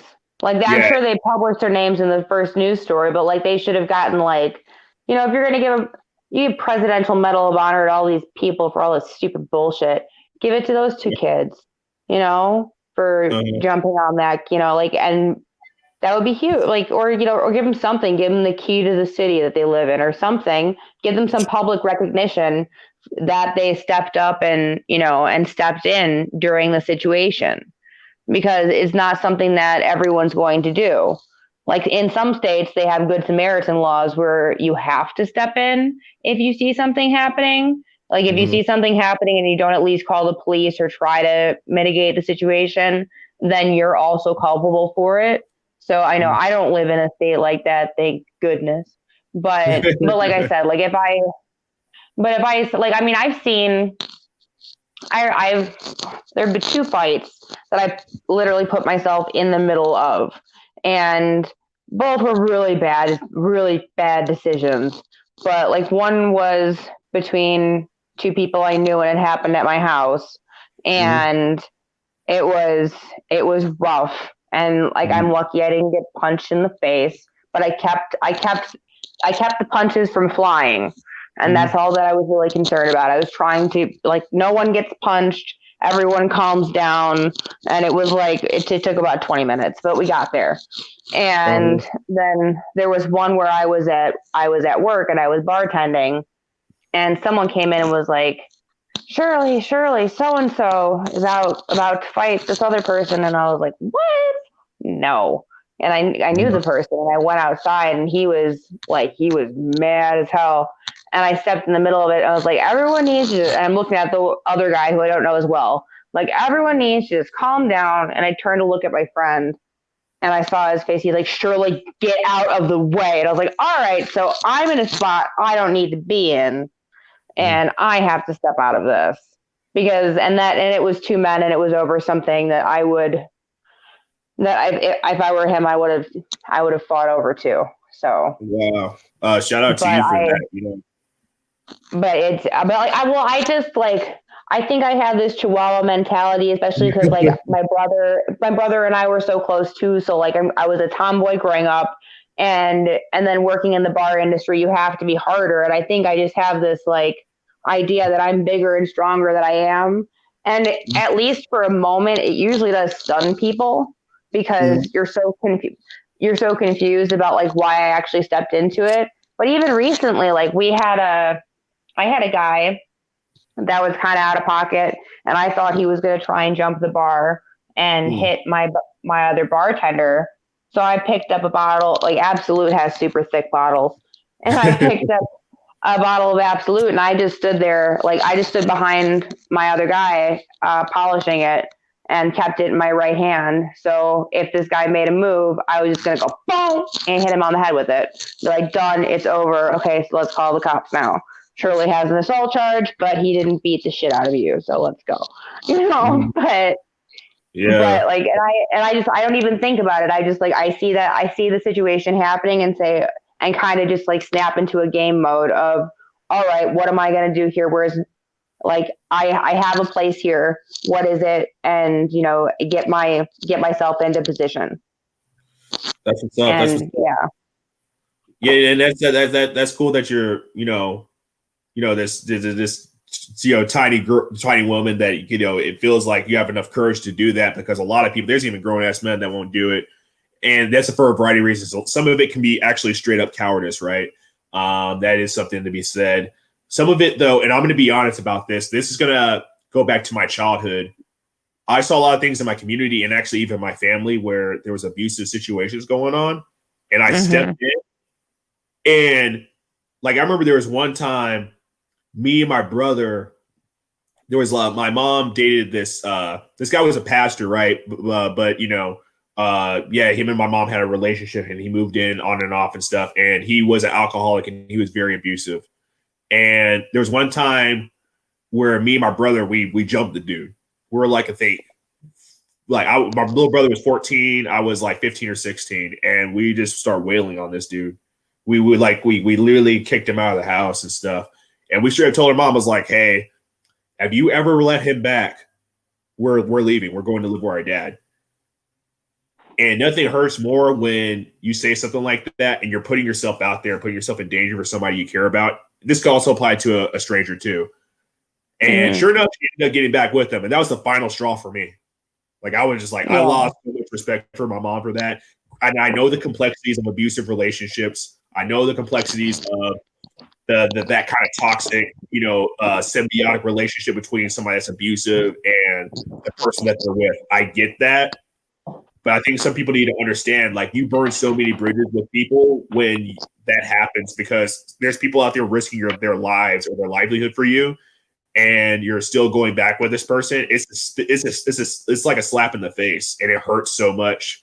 And it took me years to even bring that up to my mom. I was like, you loved him more than you loved us, because when we fucked up, I mean, we got kicked out of the house for days. You know what I'm saying? We got grounded. I mean, you know what I'm saying? Like, then a guy can like slap you in the face and then come back and act like nothing happened. You know what I mean? Yeah. Yeah, we had a situation like that with my father growing up, but they got divorced when I was young, and I know it didn't start until it didn't start getting physical until after my brother was born. They were married for about 8 years before that. But I'd seen it once when I was like 4. And I didn't jump in then. My eldest sister jumped in. I called the police because someone screamed, call 911. And I was like, okay. And I just picked up the phone and dialed the numbers. And I feel like it was like Charlie Brown adult voices, like, wah, wah, wah, wah, wah, when the phone picked up. And I'm sure that's not what it sounded like, but in my memory, that's what it sounded like. But they came and they took him. And that was the last time he lived with us, which was awesome. Let my mom like stood tall on that and was like, no, I'm not putting up with this. But and my brother was always upset about it, but I always looked at it like, you saved us from, you know, possibly also being beaten too, because like if he's coming at you, eventually he's going to start coming at us too, you know. I think it's an incredibly difficult thing though for people to walk away from. And I know that like, and those scars, those emotional scars run real deep for the women who go through that. I mean, my dad passed away 10 years ago. My mom passed away in 2020. And 2010 and 2020. And it wasn't until that he passed away that she finally felt safe, where she wasn't like looking over her shoulder all the time and feeling like someone was out to get her, somebody was watching her on his, you know, at his behest. And, you know, I mean, like they had been divorced for like almost 20 years at that point. And that whole time she's been, you know, sitting there like wondering and worrying and being scared for it. And that like the breakdown that she had of relief, you know, was astonishing. Like, I mean, like looking back at it, I totally understand. But like in the moment I was like, this is so weird. But like it takes like those women typically never feel safe again until, you know, that person passes away or they pass away. So it's something that I think that like it's a hard thing to stand up to, but you have to stand like, and like I think you did the right thing, you know, giving her that ultimatum, because you should hope that she would choose you guys over this man, you know, that like you would, if you say like, I'm not going to talk to you again if you get back together with him, you would hope that she would choose you, and sticking to it gives her that up, you know, maybe in like, you know, a few years she'll break up with him and be like, hey, I'm not with him. Like, could we please talk? And as long as you're open to that, like then what you did worked. It just took a little bit extra time for her to see it, you know?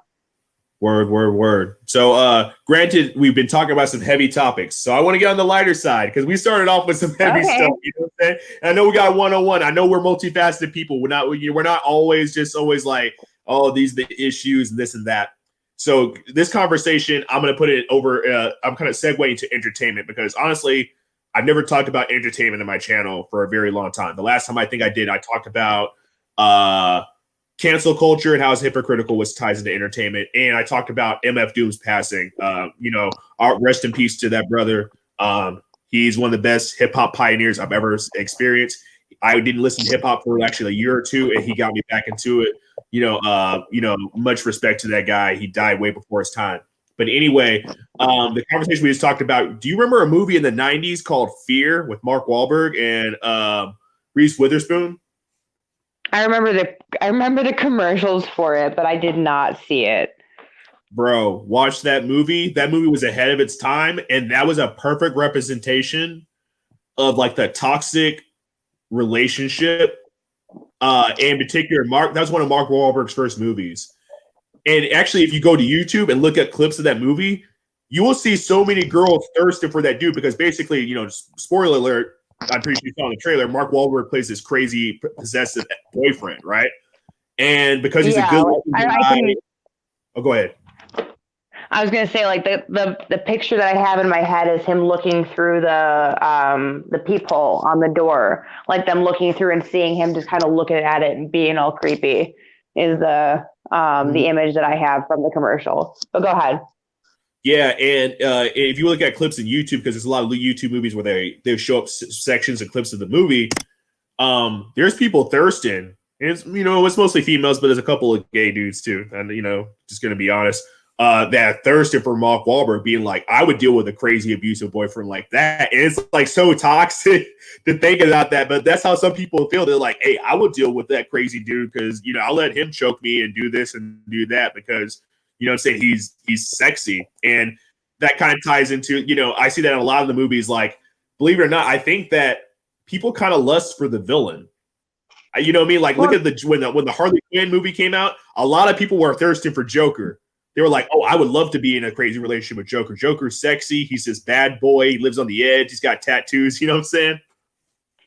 Yeah, I didn't see that one because I was such a big fan of the Heath Ledger Joker that I've not been willing to watch any other Jokers since, to be honest with you.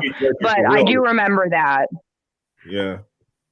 Dude, that was I researched that movie so much about I don't think in a very long time we're never going to see acting that's as proficient at that. I mean, Heath Ledger, I saw movies of his before that. There was a lot of B movies that he was in that are actually really good. Mm-hmm. But yeah.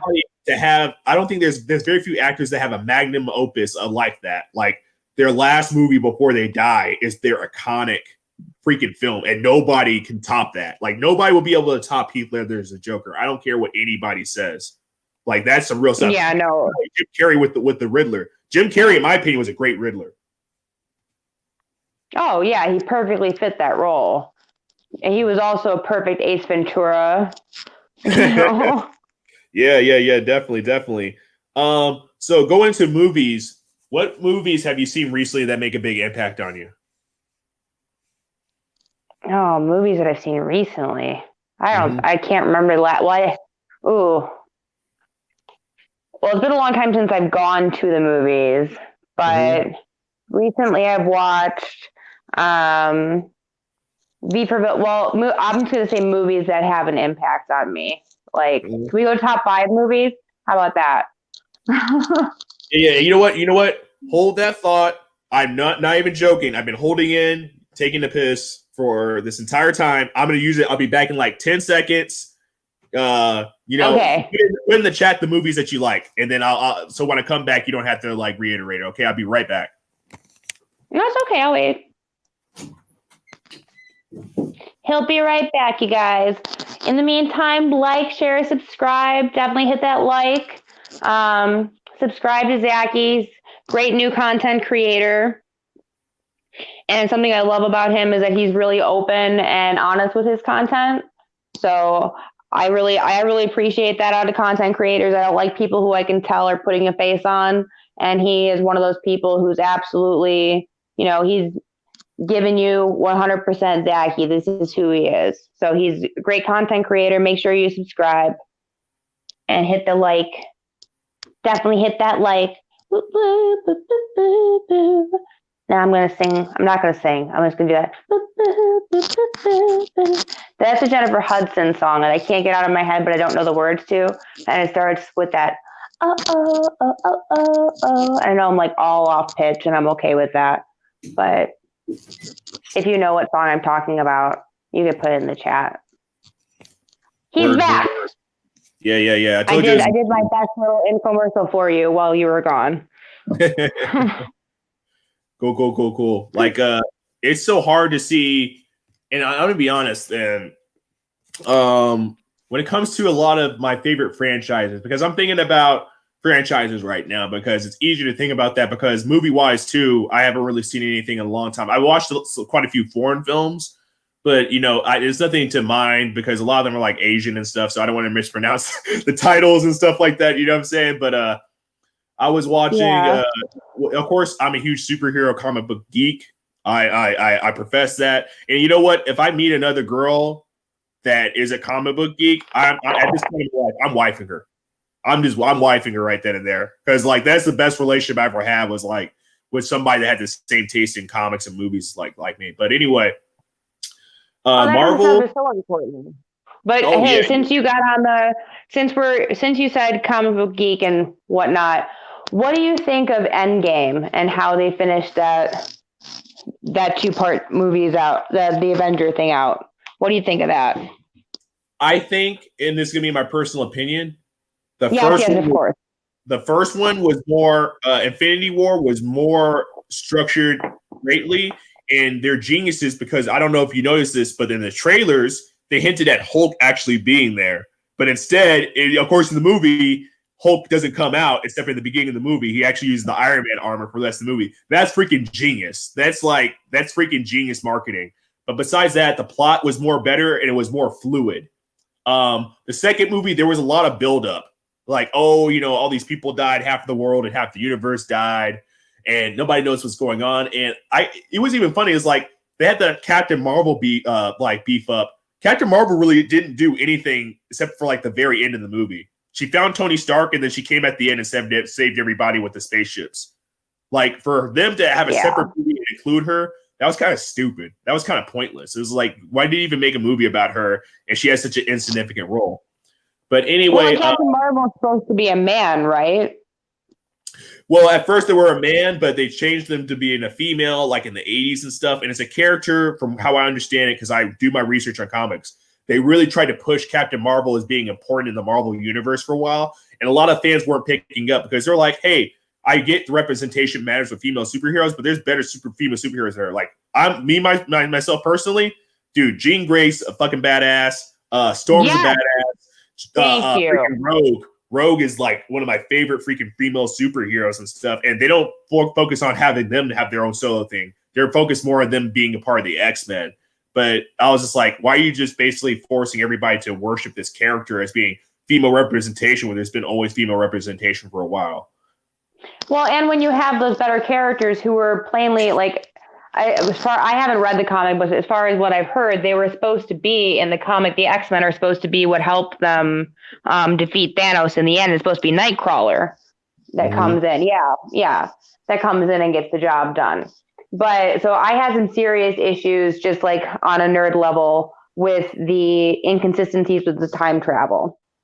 And so, because because if they're okay, this is gonna sound all crazy, but like if they're leaving our present to go to the past, which is Thanos' past as well, but sometimes it's his present, which is always our past. So they're going and they're taking these stones away. And so that one is going to disappear off of his hand, and he's going to be like, what? Where did my stone go? And the other ones, as they gather all their stones and they pop back into the present, which is Thanos' future, He would have there would be no way for there to be a connection from the future to the past with those little headphone things that they use. And then also at that moment that all of the stones were in the future and not with Thanos, since there are no double stones, they're all the same stones that he would have had if he had done the snap. He would not have had the stones to do the snap. He would have never even been on Earth because he never would have had any of the stones. And everyone would have come back into existence like instantly. The second the first stone was collected and taken out of his line of time, everyone pops back into existence. That's what should have happened, and then the movie's over. Yeah, for me, what also besides that, one thing I had a beef with was, dude, I'm gonna say this, and I'm gonna be honest. Of any casting for any character in a comic book universe that I've ever seen that's trash, in my opinion, there's two I think of more than anything. One is, in my opinion, I love this actor, but he's just not this character. Val Kilmer is not Batman. I love Val Kilmer as an actor. He's not Batman. Second top from that is Mark Ruffalo as the Hulk. I'm sorry. He's not Bruce Banner to me. He's not. What's it called? I forgot who played him before that. He's a really famous actor. You know what I'm talking about. He played Hulk before Mark Ruffalo. Edward Norton, I think, right? Edward Norton's the GOAT. Edward Norton's the GOAT. But I could see why they took it from Edward Norton, but I agree with you. Mark Ruffalo is just not who you expect to see as the Hulk, but I think he did. Like, I think he's great as the Hulk, but I think he's too scruffy a Bruce Banner. Like, I think that you expect Bruce Banner to be more of a typical scientist in his white coat and, you know, with his lab that's all set up and all perfect. And this guy is like really scraggly and just, you know, unkempt and not what we're expecting, you know, if that makes any sense. Yeah, and the thing what I didn't like also in the comics was, oh, I'm always angry. And it's like, no, you're not. Like, he doesn't have that rage, you know what I'm saying? And it's just like, it feels like he's putting a Superman cape on him and turning green. That's all it is. It's not like this uncontrollable rage. You know what I mean? Yeah, definitely. I did not get that sense from him that he's angry all the time. And you're right. The Hulk is supposed to be angry all the time. Mm-hmm. Definitely. Like he's supposed to be on the edge of turning into the Hulk all the time. And it's a battle for him to stay Bruce Banner. Yeah, and another thing too is all those superheroes. And I love Thanos as a villain. In my opinion, they did not get Thanos the good backing team that he deserved. Like, dude, half of his crew got slaughtered in the first movie. Oh, actually, his whole crew got slaughtered in the first movie. Yet, even after they bring back all the superheroes in Endgame, right? They're still having trouble beating Thanos. I'm like, yes, he is badass and he's that powerful, but you're talking about the whole Marvel universe can't beat this one dude.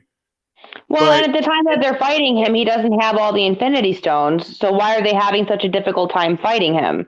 Like, that's another thing too that's kind of inconsistent about it. Because when they fight him, they're fighting Thanos from the past, who's in his future. He's in his future, which is our present or their present. So he doesn't have the stones because they took them from the past and brought them to the future, which is the present. Yeah, so it's so annoying with their stupid. It's just, they should have just done the. What movie is it that has like?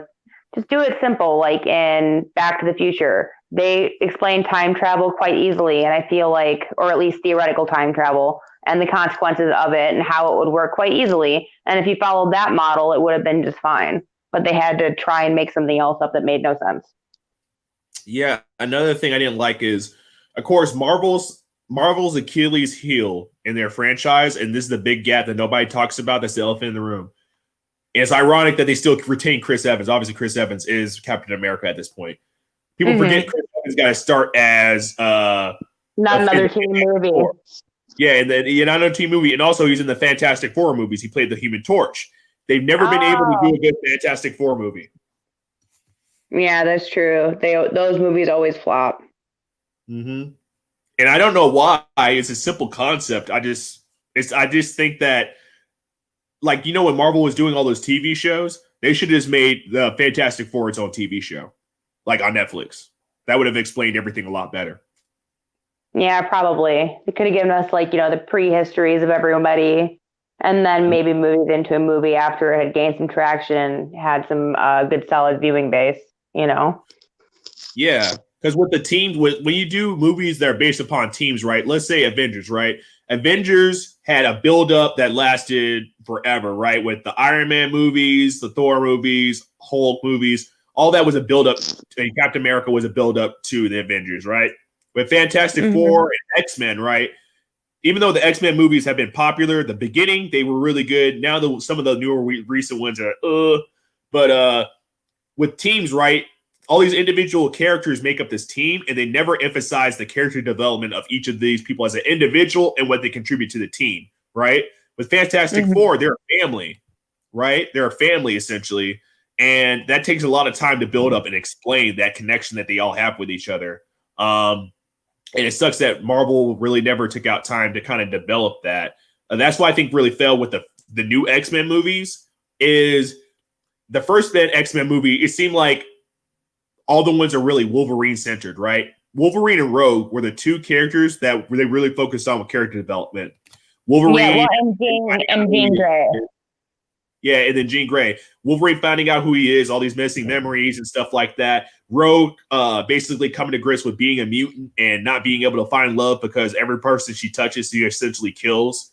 And, Jean Grey and her dealing with her superpowers and stuff, So they were able to do this character development, even though they had a whole team of people. They focused on 3 people that they thought were going to tell the story the best.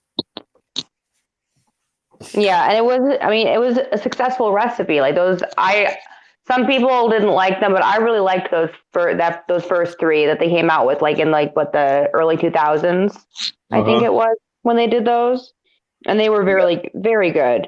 But I actually didn't go to see the new ones because I thought they would probably be trash, so I just didn't go to see them. You saved yourself some money. Go ahead. Yeah. Well, that's the thing is, like, I'm tired of going to the movie, spending the money, being disappointed, and then having to sit through it.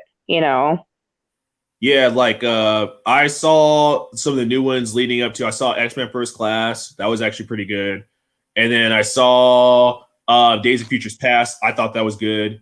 And then I saw the Apocalypse one. That was one of the biggest disappointments ever because I grew up watching the X-Men TV show, the cartoon, and Apocalypse was this mega villain. Like, he was like freaking like godlike and all this other stuff because he's considered the first mutant. Like, he's the first mutant. All mutants come from him. And so his thing is kind of like the Thanos mentality, right? He's what is known as a social Darwinism, right? So, Darwin had the survival is the fittest mentality, right? So social Darwinism is basically people that believe society should be framed that way, whereas like the weak deserve to be oppressed or wiped out so the strong could, basically replant the earth and repopulate and stuff like that to better the human race. So Apocalypse, that's his mentality, is like, hey, human beings and mutants deserve to be tested, and the weak are going to get eradicated, and we're going to become the super race, right? And that's how like he thought about it. And it's actually pretty interesting because at first, I really like Magneto. I'm Team Magneto all the way. Like, if I was a mutant, I'd be rocking with Magneto. You know what I'm saying? Because humans were wilded in all the X-Men novels, right? They were killing mutants and locking them up and stuff. And Magneto at first, like, he supports Apocalypse, right? Because he's like, yes, he's the first mutant. He's about, saving our people. But even like he realizes Apocalypse actually hates other mutants too that he thinks are weak. You know what I mean? Mm-hmm. So they messed up on that movie so much.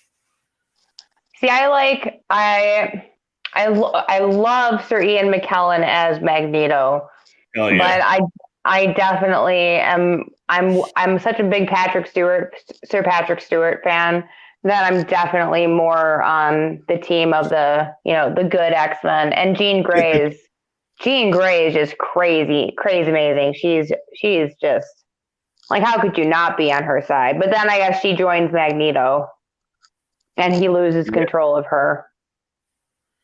Yeah, another thing that Marvel could do is I'm gonna say this real quick about Endgame before we go get into X-Men. Actually, let me write this down before I forget. So the one thing I did like about Endgame that was a saving grace, it was finally good to see Cap happy. Like that ending with Agent Carter, I honestly got teary eyed in the movie theater.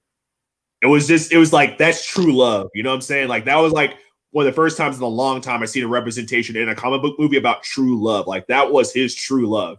You know what I mean? And all he wanted with his life, he was like, "Hey, I saved the world, I saved the universe. All I want to is just live out a normal life." That was beautiful. But did he go back to that woman, or did he go live his life, or did he go back? Because there's theories, right? Did he go back to that woman that he was in love with, or did he go save Black Widow by giving back the stone and then live with her? That's very interesting. Actually, so in the comics, Black Widow, and they kind of insinuate in the movies. Like, you ever noticed how like Black Widow hangs out with Hawkeye in particular? Like, even though he's a married guy with kids, she's very, very affectionate towards him. And they kind of hint basically they hooked up or they dated at one period of time, right? They're both assassins and all that kinds of stuff. So they probably did have the hots for each other. And actually, it's basically insinuating in the movies and the comics, she basically hooked up with everybody in the team at least once at one point. But they're like, hey, she's a sister to us. Essentially, we're not going to go to there because she's a Russian assassin. Like she has all this baggage, right? I'm actually really familiar with what Russian assassins had to do. Like, they're raised from kids to be spies. They had to be seduce people, get into relationships just to extract some things from people. So they have like a lot of mental baggage and trauma that they're going through. So they're all kind of like, hey, she has to be out on her own because she doesn't know what love is, essentially. So I can kind of see that typing it into Cap. I do think at one period of time, Cap definitely smashed. You know what I'm saying? Hulk definitely smashed. You know what I'm saying? Hulk was smashing. Oh, but yeah, she could tame him super easy. They definitely smashed. But I think he went back and just lived a life with her until she died, because eventually, right, like the superhero thing I heard, basically it makes him age slower than normal people. So he was able, obviously, to have a regular life with her, but she still ended up dying. Yeah. For sure. Mm-hmm. It's because they don't actually ever show like what they show him dancing with a woman, but they don't show who it is. And really? I thought they showed that was Agent Carter. No, they don't show who it is. They just show him dancing with a woman. Yeah. So that's where like the fan theory came out. Like, oh, is it Black Widow? Okay. Yeah. So as a rebuttal to that, because I'm also a huge history geek, so the song that they're playing in that song is a song called Paper Doll. And the reason I think they chose that song, it was a big, huge lovers song during World War II. Like the soldiers, when they got home, or, they would think about their girl and they would say, you're my paper doll, because the guys would be on ships and stuff like that, or getting ready to go off. And they would make a paper mache of their girlfriend and stuff like that to remember them. And that was actually, there's actually a good history documentary on World War II on Netflix. And this guy says literally the wife who was married to for like 60 years, he was married to this woman for freaking 60 years. He met her at a dance and they were playing that song. So back then that was like a huge lovers, like slow jam. You know what I'm saying? Okay. So that's why I think it was Agent Carter, because like she was from that era. So, you know what I mean? I could see that. Mm-hmm. So what were you hoping for in the future? Like what kind of things do you want Marvel to do? Is there any stones unturned that you think they could possibly do? I mean, I'd like them to go back into the X-Men franchise and do some new X-Men movies. I'd like that. I would enjoy that.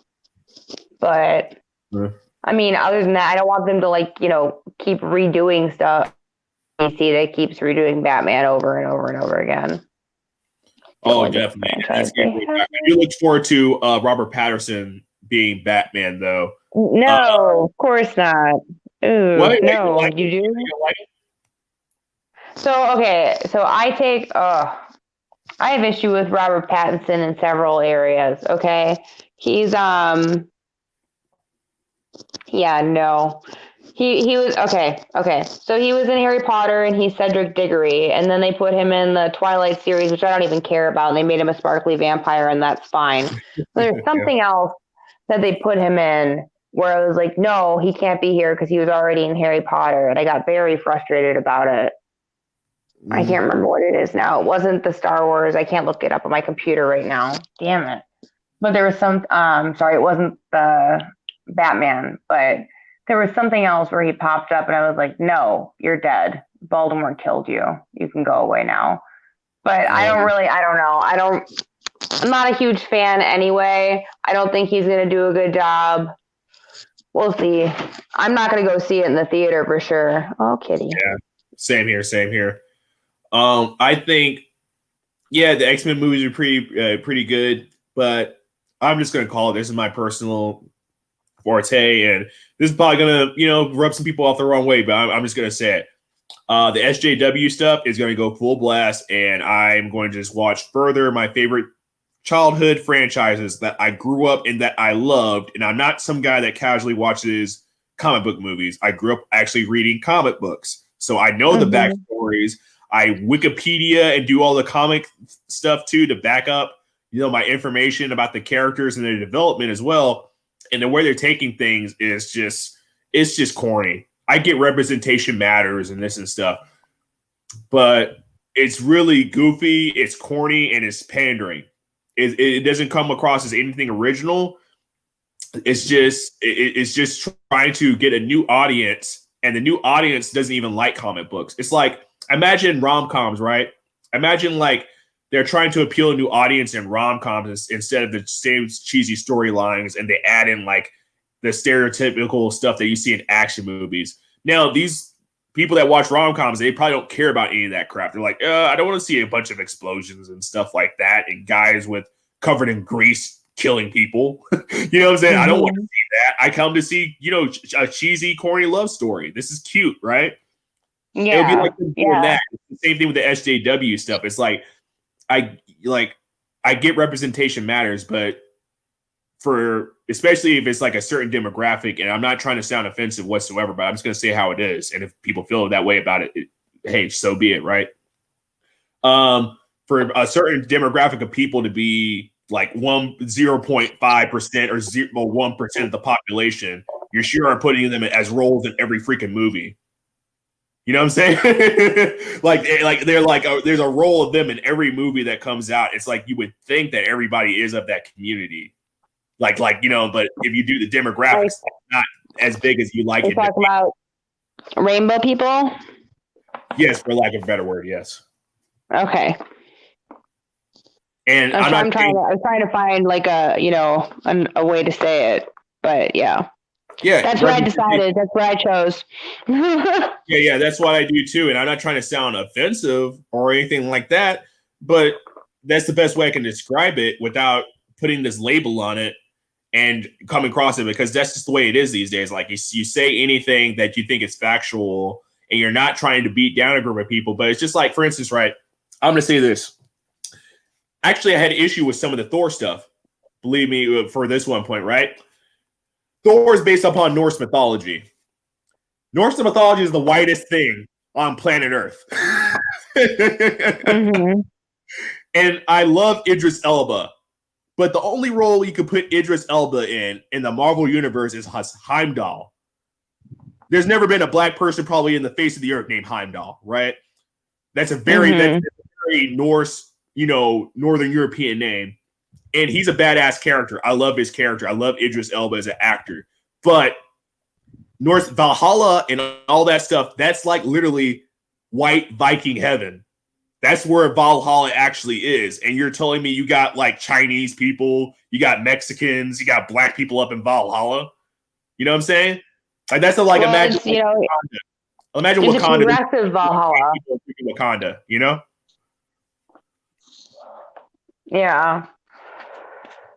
So No, I for thought that was sure. kind of pandering. You know what I'm saying? Even having Tessa Thompson as one of the Valkyries, I think Tessa Thompson is very attractive, first off. And she's a great actress, but Valkyries are white Viking women warriors. You know, like even with the Amazons, like Amazons were Greek. Like you got like a bunch of mixed race Amazons, like that kind of doesn't make any sense considering they're supposed to be an isolated island in the middle of Greece, where literally like very few people, if any, are ever supposed to have any access to it. But you got a multiracial freaking group. You know, it doesn't make any sense. Yeah, a multiracial group in a secluded, closed off society. Yeah, and there's nothing wrong with people having their own lane. Like, for instance, when I see movies about ancient Egypt, and not talking about like ancient Egypt. I'm not sure if you know a bit of history, but at one point, ancient Egypt was mostly black, and then through subsequent invasions and immigration, Egyptians look Greek like Macedonian. Egyptians are mostly Arab now. Like you look at most Egyptians, they're mostly Arab. But at one time, they were mostly Afro-Asiatic and stuff like that. So if you have a movie that takes place in, like, there's a movie called Gods of Egypt, right? And the amount of black people they had in that movie was disparagingly small compared to, and these weren't even like Arabs, right? They had straight up white people up in Egypt, like the whitest of the white up in Egypt, a country that's a freaking desert. You got blonde hair and blue eyed people just chilling, getting suntans. Like, what sense does that make? Yeah, no, I agree with you. Mm-hmm. And at least, like, if you're going to do that, like, dye the actor's hair to make them, like, you know, look like they're maybe, like, you know, Greek or Italian or something, and have some business being there. Mm-hmm. Because the Greeks definitely invaded Egypt and, you know, made their home there for quite some time. Yeah, definitely. So the pandering in comics is getting a little out of control. Like even like the actual comics, for instance, I'm actually starting to get into third party publishers and stuff like that, like Vertigo and things like that, because their content is a little bit more original and more gritty. But some of the stuff is like they're really pushing, even the Marvel Netflix shows. Some of it was really pretty cool, but some episodes I was like, oh, this is super cringe, you know, just like, yeah, just, and whatever is the topic of the time, you got to interject that and stuff like that. Like, for instance, I thought Jessica Jones was pretty cool, but I couldn't finish Jessica Jones because, she's a badass character, don't get me wrong, but so much of it was, especially the second season was like, on this, it's kind of like the, super feminist narrative, no guys treat me like anything respectful. Ironically, she, her character actually, if you look at the show, actually, she's a hypersexual character. Like she has this weird hypersex drive, right? Like there's a guy that actually catcalls her at a bar and she's like offended at first. She's like, should I whoop this guy's ass? But she hooks up with the guy in the stall. You know what I'm saying? So like the toxic masculinity thing, they kind of talk about it in the show as being this bad thing, but the character always ends up hooking up with guys that are toxic. It's ironic. Yeah. Well, because even though they talk about toxic masculinity, they promote it as what's desirable. Mm-hmm. You know? Like the girl's always hooking up with the bad guy in whatever movie it is. She never picks Mr. Nice Guy. She always picks the bad boy. Yeah, that's so true. But yes, I'm glad that certain topics are getting more talked about openly. Yeah, I get that, but it's to a degree with the SJW stuff when it comes to comics. It's like, oh, so and so is problematic. This comic book series is problematic, or this show is problematic. For instance, one of my favorite shows of all time is Mad Men. And I haven't seen that, but I've heard good things. Yeah, it takes place during the 50s and 60s. And people are, oh my God, this is so sexist, this is so racist. Like, bro, this takes place during the 50s. Yeah, 50s and 60s were sexist and racist. If it's going to be true to its, time frame, it's going to have to be sexist and racist. Mm-hmm. Like it's like that. And that's, I think, something that a lot of people have to do with certain movies, as long as it's movies and TV shows, as long as it's being true to the time and not glorifying that, not glorifying the racism or like going further back, glorifying slavery or glorifying sexism, as long as that's not something that's like pushed in the movie as glamorous and desirable, then you need to show it if it was happening then. Like you can't have a movie about the 50s and not show, in the 60s and not have some mention of civil rights movement. And you're going to have to mention that, and it's going to have to be displayed in the daily life of those characters, that's something that the country is going through as a whole, or else it's not properly placed in history. And like if you were doing a movie about slavery, it would have to include, like, that was taking place during the Civil War. It's going to have to include slavery on some level, and you're going to have to show that. However, graphically, you may have to show it to be true to how it was. And I think the problem that a lot of people have with older movies that were made, is that they, put a pretty face on it because they didn't want to offend anyone with the reality of it. When what we should be doing is looking at it, not those movies. What we should be doing is presenting it wholly as it was, kind of how, like, Mad Men is sexist and racist. You say, I haven't seen it, but that's what you said. We should be presenting it that way because it's an accurate depiction of the time and looking at it as art of that time, like it's a piece of art about that time. It happens to be in film form, but it is art nonetheless. Mm-hmm. And one franchise I know it's going to happen to, and I'm going to hate this, and I already kind of see the signs of it happening. So I was going back to Idris Elba. I was really hoping that Idris Elba, if they were going to make a demographic switch and make some SJW attempt on James Bond, right, as a character, I was like, if you're going to make him another race, make him a black guy, and make him British still, and make him Idris Elba. Because that's the guy what I've been, yes. That's who I think it should be. And of course, they didn't do that. They snubbed him out of it for whatever reason, unjustly, in my opinion.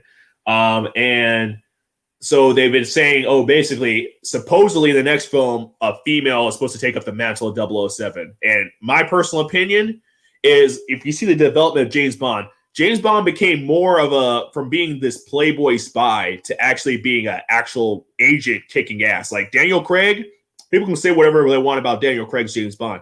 He's actually less concerned about banging chicks and drinking than he is about actually kicking ass. Like, all the new James Bond movies are action packed, like completely. And he gets fucked up too. That's one thing I like about it. Like, he's actually getting shot. He's actually getting his ass whipped in fights. And it's realistic. It's very realistic, right? He's not this Superman. And the relationship he has with his female counterparts are more complex. Especially you see that the quote unquote toxic masculinity thing. He has a lot of pain. And the reason that actually they make James Bond a playboy is because in the first James Bond movie, the very first one, he gets married and his wife gets killed in front of him at the wedding because people, they have it out for him, right? So after that, he puts in his head, I'm never going to fall in love with a woman. That's why every movie you see him with a different chick. He's like, I can't settle down with a chick. I can't have a family because they're going to come out and kill my family, right? So that's one of the reasons he sleeps around. It's not that he's a misogynist and hates women. On top of that, he's a spy, so he literally has to be careful about interactions with women because there's female spies that possibly want to kill him. It happens in all the movies. There's a female spy that hooks up with him, that tries to drug him or kill him in his sleep or something like that, right? So think about how always. What? Sorry? I said always, yeah, there's always someone trying to kill him. And usually it's the girl he's hooking up with. The first girl he hooks up with. Uh-huh. Not the last one. The last one is good. Yeah. And the movie with the good girl. Yeah, in a Casino Royale in particular, the girl tried to set him up and betrayed him, and he still ended up going out of his way to save the girl. And, she drowns to death, and he's kind of upset about it at first. And then when his agency calls him, they're like, hey, are you good? He's like, no, it's not a big deal. He's kind of like, that's his way of coping with that, And it was good to see him that he's cried in the shower and stuff like that. And it's good to see that. And believe it or not, I've had chicks say Logan, like characters like James Bond and Wolverine, they don't like seeing the softer side of them. I don't know why, because I like to see diverse dimensions in characters. But that being considered, James Bond's character, I think, doesn't fit the female mantle. And a lot of these female spy movies in particular, some of them are good for the intrigue and the drama. But I'm going to be honest, especially, dude, I'm in the military, so I can say this for personal experience. There's not girls out here whooping 10 guys' asses like that. Yeah, no. It's not happening. Like, you're not going to get some freaking strong, especially some of these actresses. They're not even built. They're not like G.I. Jane. You know what I'm saying? It's not like Demi Moore and G.I. Jane where she's ripped. They're just the average scrawny white chick, like what's it called? Charlize Theron in Atomic Blonde. Tall, skinny model chick beating up 10 guys at a time. Like, you got to be freaking kidding me. Because I'm going to be honest, bro. These girls definitely ain't whooping their boyfriends' asses if they ever get into a scuffle. What makes you think they're going to beat up 10 trained killers, let alone? Yeah. You know? Come on. The only time it makes sense is when when the person has some either special ability because they're a superhero, or like in the Resident Evil series where they've done so much experimenting on Alice that she has become something else, and she's superhuman. But that, those are the only times when you can have a female actress like whooping ass and it is explainable. Mm-hmm. Definitely. That's for sure. And a lot of these movies are kind of pushing that notion. And I think it's going to give people a warped sense of reality to where they think that works in real life. Because I believe it or not, people are stupid, right? And what they see in movies is they think it's reality. People see war movies, right? They see war movies, and I kid you not, there's guys join the military thinking that you get in a war movie, you can just walk into a place and just shoot it up and nothing's going to happen to you. Like, there's no tactics, there's no strategy. You just get a gun. It's like Call of Duty. You just shoot a bunch of stuff, right? Yeah, no, that's not what happened. Yeah, exactly. And I guarantee there's a lot of dead people thinking that, or people watch racing movies like Fast and Furious. Oh, man, I can make it over the bridge. Try to go over a 90-degree angle and they freaking crash and stuff like that, or get, drown in the water and stuff. I mean, that's what people think. So movies kind of help our perception of reality. People don't take the fantasy out of that. And so it's unfortunate. Yeah, they definitely play against our perception of reality and give you sometimes this idea that you can do things that you absolutely cannot and would not survive. Because obviously, like, I think a great show that illustrates that is Mythbusters. Like, they'll take scenes from a certain movie and be like, "Hey, can we do this? Let's find out. Would you survive that? Let's see." It's like, "Nope, you're gonna die." Or, "Hey, look," like every now and then it's like, "Oh, myth confirmed." But for the most part, pretty much everything gets busted, especially the stuff that they do in superhero movies and stuff. I know I can't remember specifically. I think it was one of the Thor movies, but there's one point where it might have been the first Avengers movie. But anyway, there's one point where a character punches a truck in the or Superman. He punches a truck like a pickup truck in the front, and it goes down and then flips up and flies over him.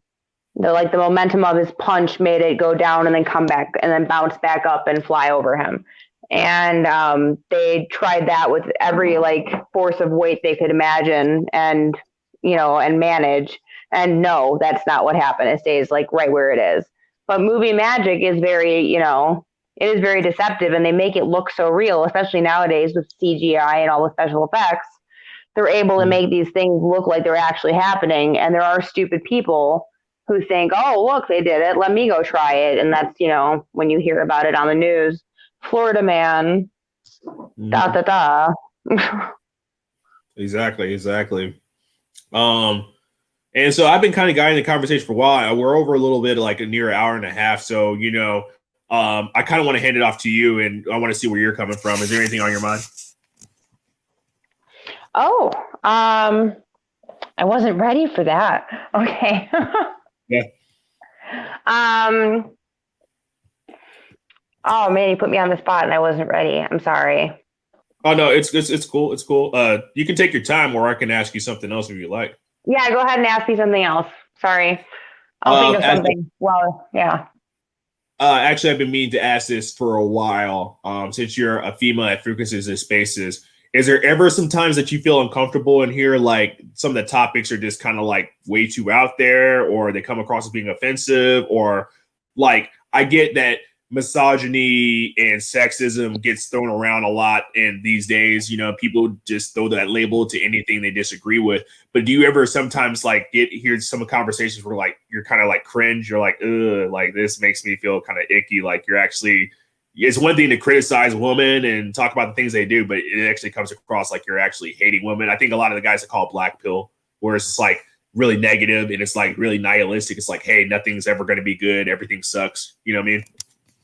Yeah, I mean, I've seen content from like that from both sides, like from men and women, and I really try to steer clear of things that are like straight negative. Like if we're not talking about, like if you're going to bring up an issue and talk about solutions, then however icky or negative the topic may be, like I'll probably hang out and listen and participate in the at least in the chat and maybe jump up on the panel. But if it's not something that's where you're like looking for a solution to a problem, I'm probably not going to stay. Every now and then I get caught up in something. Like I got caught up in a really weird theoretical discussion one night, and I did let it get me really upset actually. But I think, it's just, I think that people need to like not take I can talk, I swear. Not take it so seriously, but just learn that you have to have thick skin if you're going to be out here in this environment. And thank goodness, like I work in the service industry and I already have to have thick skin because people scream in my face about random things that make no sense all the time. So like, and you have to just smile and be like, oh yes, what you said. So I'm used to that already. And what I do now is like, I just wear my thicker skin when I come on YouTube, whereas before when I first started coming on, I didn't have my guard up and I wasn't ready. And I got like, I wouldn't say I got myself into situations, but like I got upset a few times, like very upset. And now I just, have my thicker skin on when I'm here. And if somebody says something that offends me, I just walk my way out of the chat room. Because I'm sure there's some people I'm sure there's something that I've said that offended somebody at some point. And, it won't be the first time I get offended. It won't be the last. And if I, yeah. So that, I haven't unsubbed from anybody because of their content yet. But, yeah. I mean, and sometimes they have content I disagree with, but like it's still, I think even when you disagree with somebody, you can find value in that content because you're then, you're learning about the other side of the argument, whether, you support it or not. There's value in learning and being objective and being able to see it from every side. Yeah, I totally feel you on that. For me, one thing that gets me, and believe me, I've had experiences in these spaces too. Sometimes I notice, and I respect a lot of the older cats, especially in the game. There's a lot of older cats here. I got mad respect. Shout out to the Ghost. Shout out to the General. There's a lot of guys out there that are older. Sir Ism, especially Sir Ism was in the chat earlier. Shout out to that man. Check out that guy's channel if anybody's in the chat or anybody viewing right now. Check out Sir Ism. However, there's some times where, and this is like, since it's a male space, there is kind of like there's the chill guys that just come here to express themselves, and there's this kind of like dick measuring contest with some other people, and that turns me off completely. Like for instance, some people really like, man, you don't get no hoes. Oh man, blah blah blah this, blah blah blah blah that, and then it's like, is that all that matters, bro? Is that all? Like, it's not about you building yourself up. I even saw this. It's like high school shit. It's like guys were just dick measuring contests, like how many bodies you got, how many phone numbers you got over the weekend. Meanwhile, you still live with your mom, or meanwhile, you got a baby mama driving you crazy or something like that, or you're working a dead end job or something like that. Your life is a complete mess, but because you're getting laid all the time or getting attention from females, you think that your existence is more valid. And hey, shout out! I ain't a player hater. If that's your life, you want to do your thing. I just think that there's too much emphasis on this space of how many women you get, and some of these guys telling you that. It's like, that works for you. That's what makes you happy. Great. If you want to get married and have kids and that makes you happy, great. If you're just like, hey, I'm on monk mode, like shout out to my man Mace. You know what I'm saying? If you're on monk mode and you're just like, hey, I just don't deal with women at all. It's just too much trouble, at least right now. I'm perfectly happy just doing my own thing. Hey, shout out to you. But I think that too many of these spaces, they try to say, like, and try to define other men's happiness for them. Like, what works for you works for you. And I see this even at work. I see this. This is not just men, but this is like men and women. So many people give me, quote, advice about how to live my life, choices that I make. And it's like, hey, that makes you happy. This is what makes me happy. And don't try to shame me for the decisions that I make. Because some of the decisions you make, I actually strongly disagree with, and I would never do that. And I think some of the life decisions you make are stupid, but I never go out of my way to criticize that. You know what I'm saying? And it's if you really are about creating a space, especially in the, quote, manosphere, and you say you're trying to support brothers or support other people and bring other men up, why is there such an emphasis of having a big dick measuring contest to prove how much of a player you are or this and that? Yeah, no, I agree. There are some places where that's all it is, but I mean, there's still other, parts of the manosphere and quite a lot of content creators that don't do that and that just put out good content and have, good panels. But you definitely, I mean, you're always going to come across people like that, even in real life, like, in real life, even like in your day-to-day life.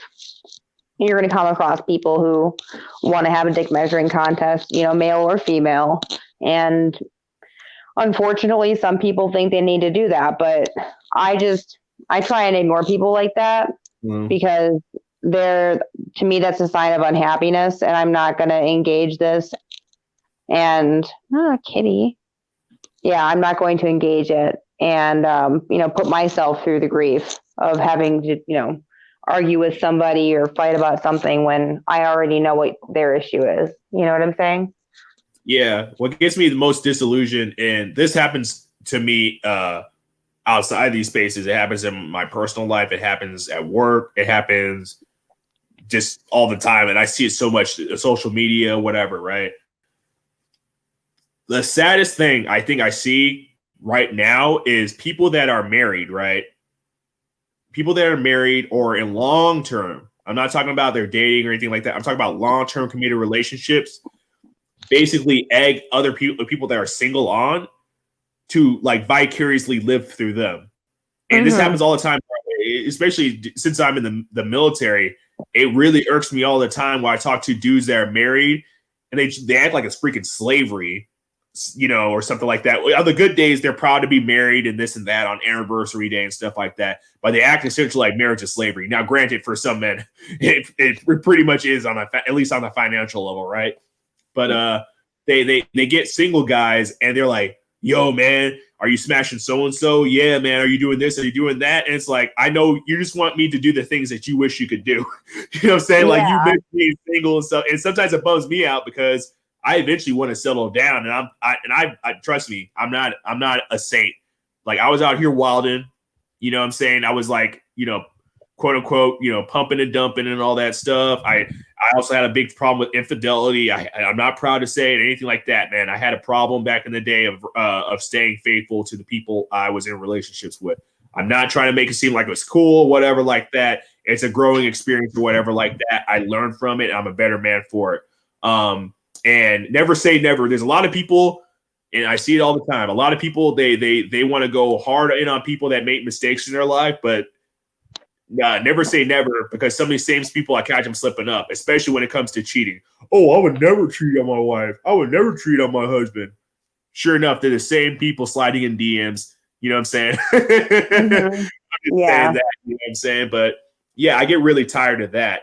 And I think that people are just really disingenuous about their intentions. Like, I think what sucks for me is I let my baggage out, especially before I was getting therapy. I let my baggage out for the world to see, because I thought that being accountable and talking about my baggage, like, hey, I used to cheat and do this and do that.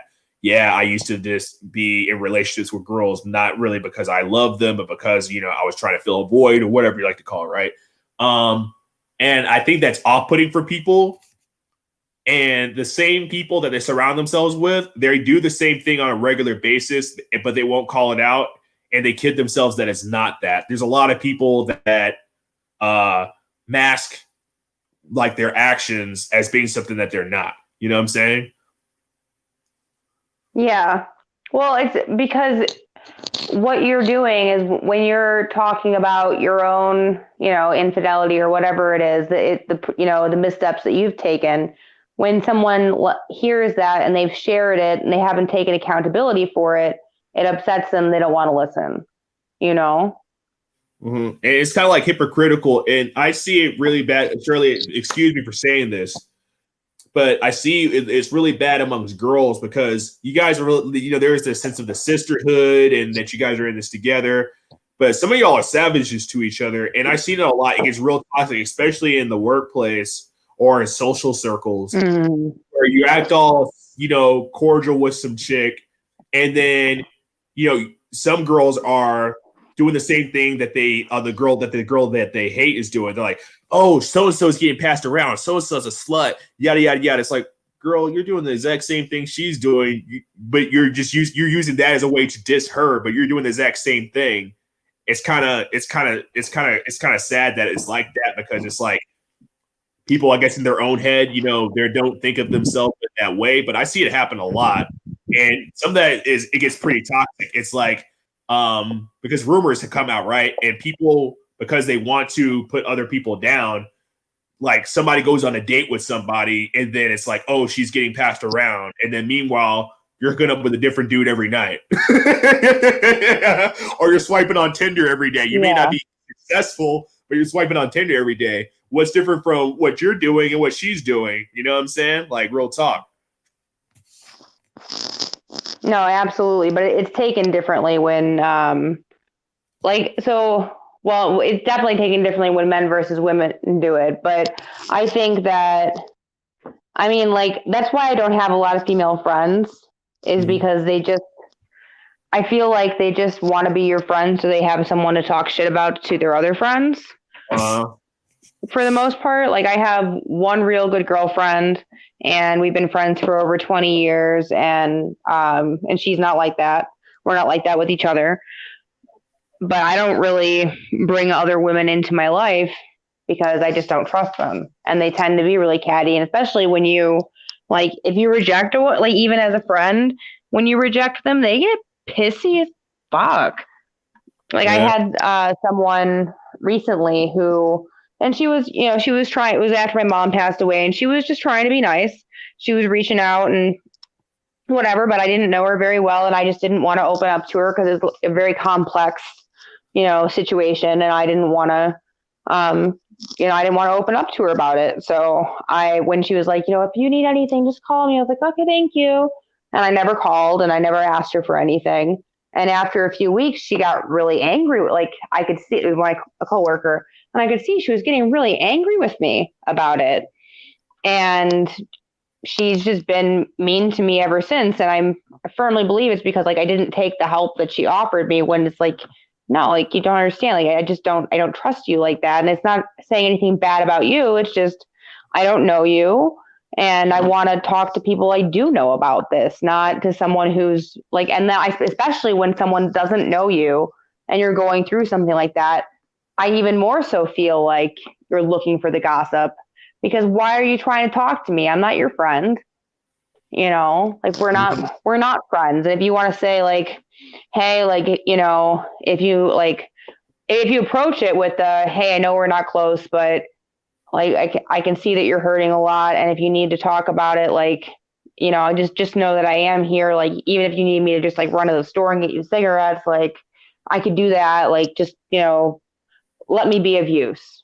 There's a way to, saying like, if you need anything, just let me know is such a basic thing that no one who's ever gone through something is going to take the person up on when you say it like that, because we all take that as your obligatory, thing that you have to say.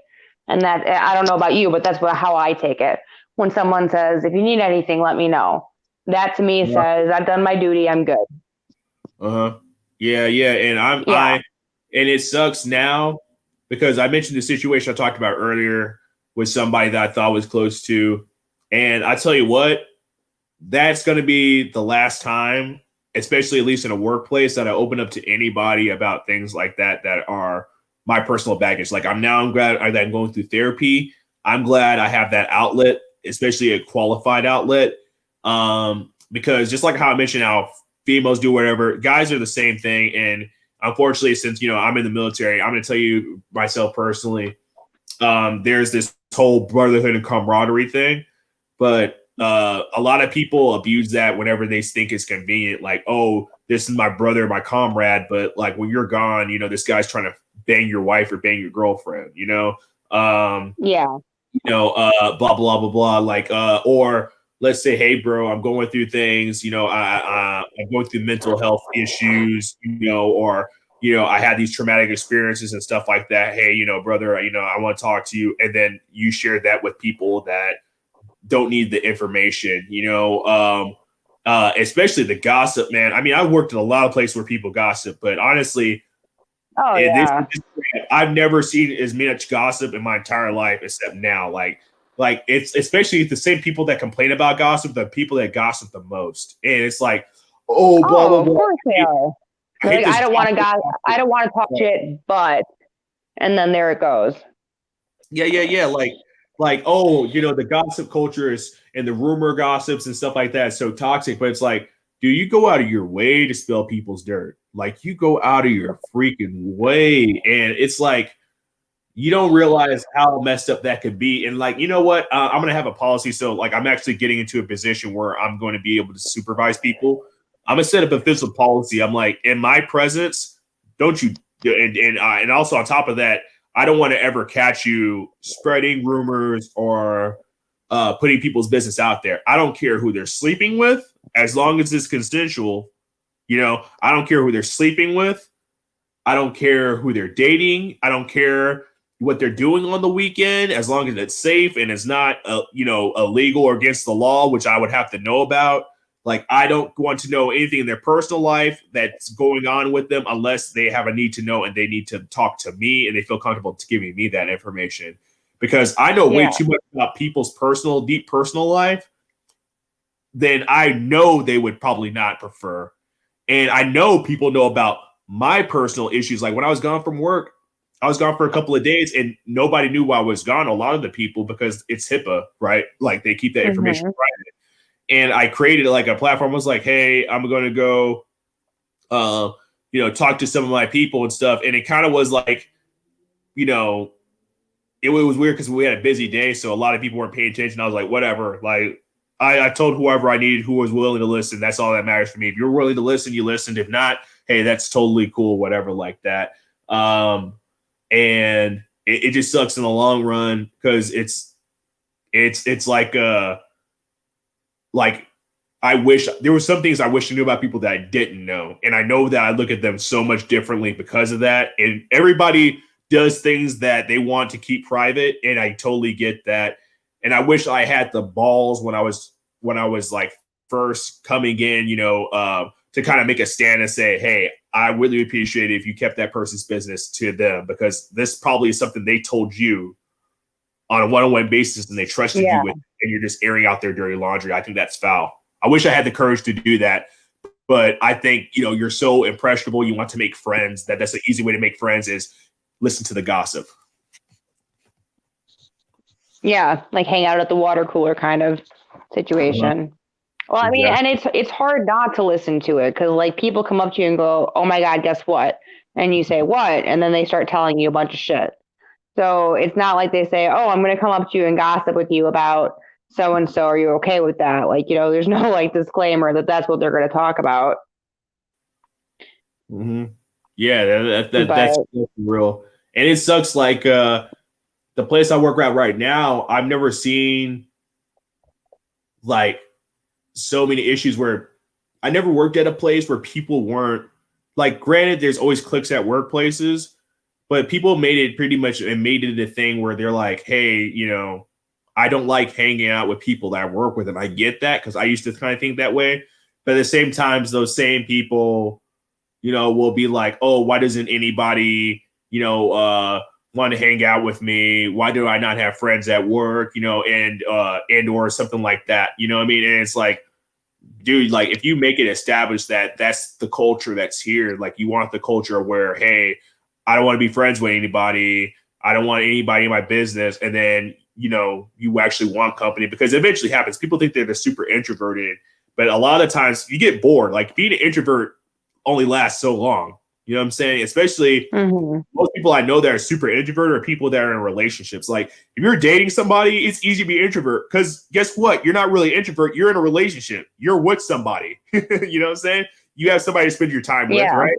But once you're single, you're an extrovert with them. But when you're single and being an introvert, it's totally different ball game.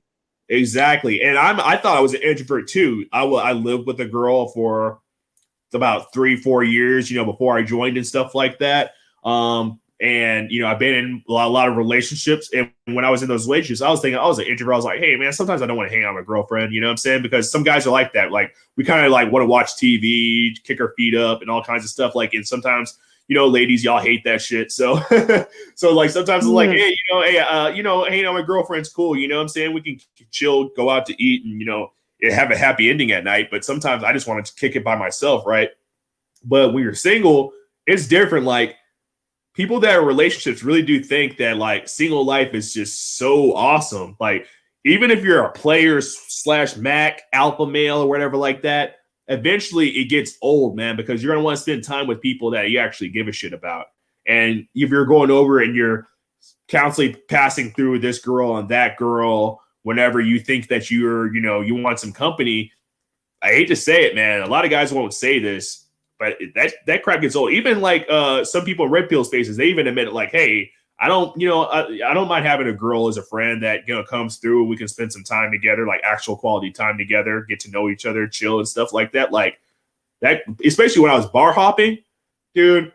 When you're single is great when you first turn 21. You first go 21 and you figure out the bar scene, right? You're popping to this place, you're popping to that place, you're mixing different social circles and stuff.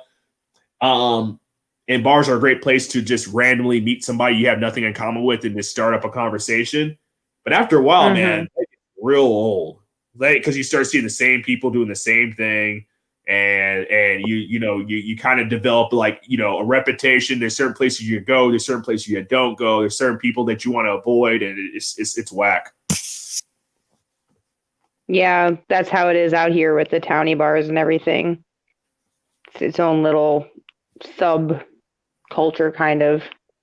Mm-hmm. And college towns is real fun. Go ahead. Oh, I was gonna say, like, I try to stay out of it, and I just stick to my one bar, and I go there, and I come home. I don't really go out like bar hopping or anything like that. I never really did though. I got married pretty young. I'm divorced now, but I got married at 23, so like we were together when I was 19, so I never really did that whole scene. Mr. Miami said club hopping did not last long for me. Club hopping I only got into that when I moved to the city and I was unfamiliar with it, and I would just go check stuff out. Clubs are the wackest thing ever, man. It's just like going to a bar is one thing. We go to a bar and you just go have a couple of drinks, you kick it with people, maybe there's some music on and stuff like that, and it's different. You get off of work, you decompress. Clubs is whack, like super high price drinks. The music's so loud you can't even talk to anybody. a lot of clubs are sketchy too. You go into the parking lot, there's always somebody doing drug deals or some crap like that. You know what I'm saying? Or there's some guy who knows their girlfriend is in there. He's one to fights the first guy that he sees talks to his girlfriend, even though his girlfriend's out there with a freaking short skirt that Beckley goes all the way up her thigh and stuff like that. You know what I'm saying? And in a tight dress. And she knows that she looks real good, but he's going to get mad at a guy talking to her. You know, it's stupid. But yeah, I haven't really been a club guy, you know. Yeah, and my older sister was really big into it, and it's just not something I was able to. She tried, you know, she brought me a couple times. My brother likes to go sometimes, but I definitely I don't know. I'm like an old person. It's loud. There's too many people, and can't smoke inside. And it takes, you know, it's an expedition to go outside, have a cigarette, and come back in. And sometimes you have to pay, you know, the re-entry fee when you come back in, which I think is horse shit. Yeah, that's garbage. But, yeah, I hated that. So, that happened when I went back home one time. I went out to a bar. It was after my sister got married, and you know, being a single guy, especially, I went to my sister's sister's wedding in uniform too. So I was like, oh my god, he's a man in uniform. Ooh, you know what I'm saying? And so afterwards, you know, my brother-in-law, believe it or not, his cousin, you know, was like, oh my god, you know, we should hang out and go to the club. And there's a club called Starlight, or it's called Starlight, and it was this infamous club where all this street drama used to happen. And I was like, I never been there. I used to live down the street from there, so I avoided it. And I was like, I guess, what in Rome? You know, I'll go check it out, right? So I went there, and it was the wackest thing ever. It was like $20 to get in. Then, you know, super expensive drinks. Granted, there were some pretty cute girls there and stuff. I mostly went to meet his cousin, and his cousin's friends were like bunch of ratchet, mean-spirited chicks that didn't even acknowledge my existence and stuff, but she was really digging me. And after a while, I was like, I kind of just don't want to be here anymore. Just the same radio club hits that were playing over and over and over again, or whatever like that. And then, so they also had a re-entry fee on top of that. And I was just like, dude, you're spending like $100 a night just to come here. And it's just whack. Yeah. Yeah, I'd rather go to like a smaller, like towny bar where you're going to see some of the same people, but you'll meet new people too.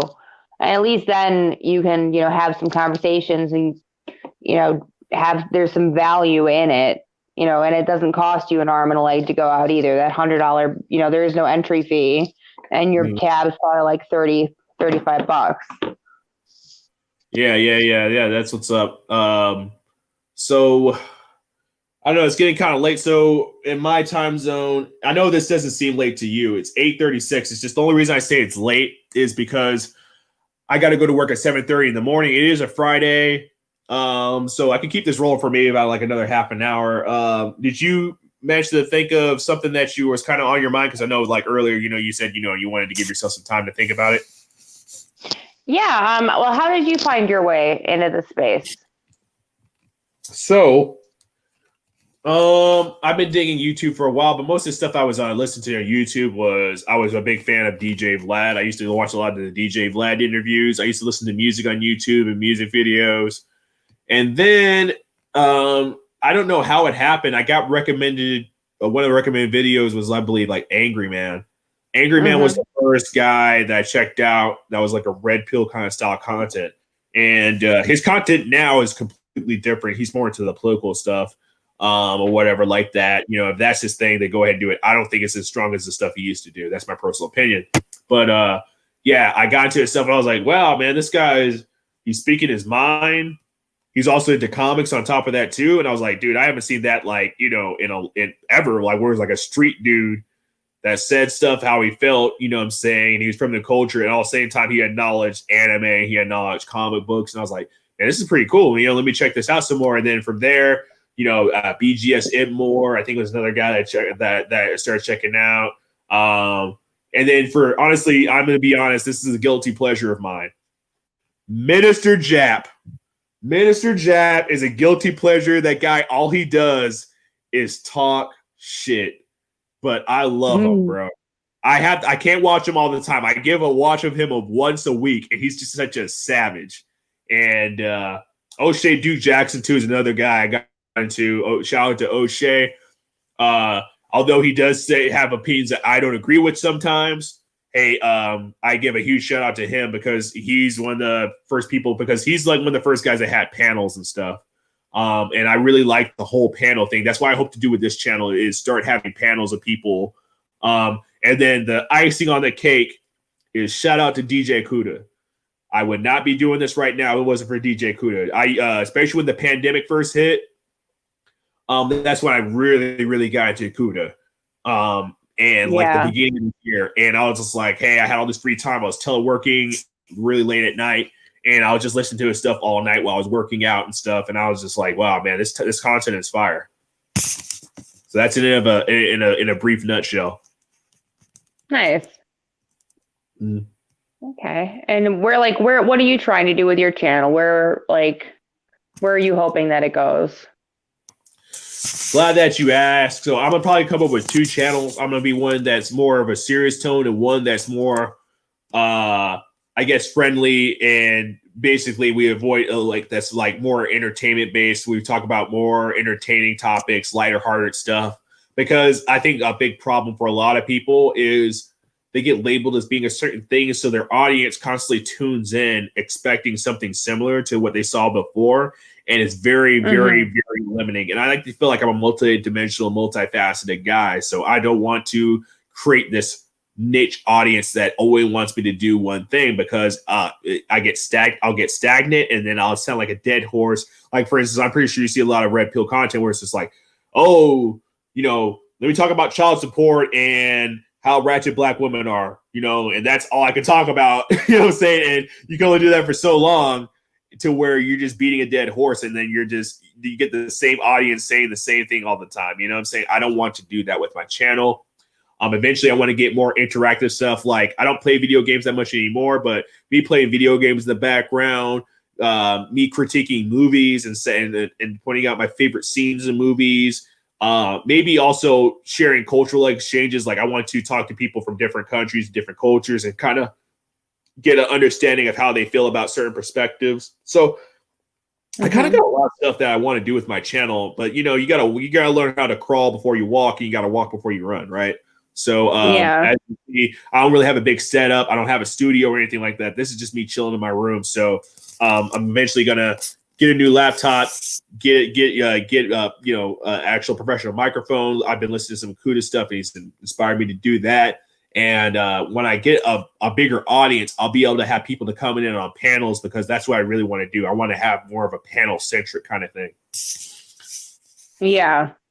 I like having the panels too. I think it's fun to, especially like the open topic ones, as long as they don't go rogue, down those dark alleys, when you can reel it back in, but I do like having the panel discussions, because then you get, a whole lot of different outlooks on the same subject, and it helps people understand each other better, especially when you can have a discussion, because it's a lot different from, just how some of my videos are, where it's just me talking and that's it. And I'll engage with the chat section, but I'm not really I don't have a guest up or anything like that, where I feel like the content would be so much more valuable if there was someone to have that discussion with, talk about that subject with, Yeah.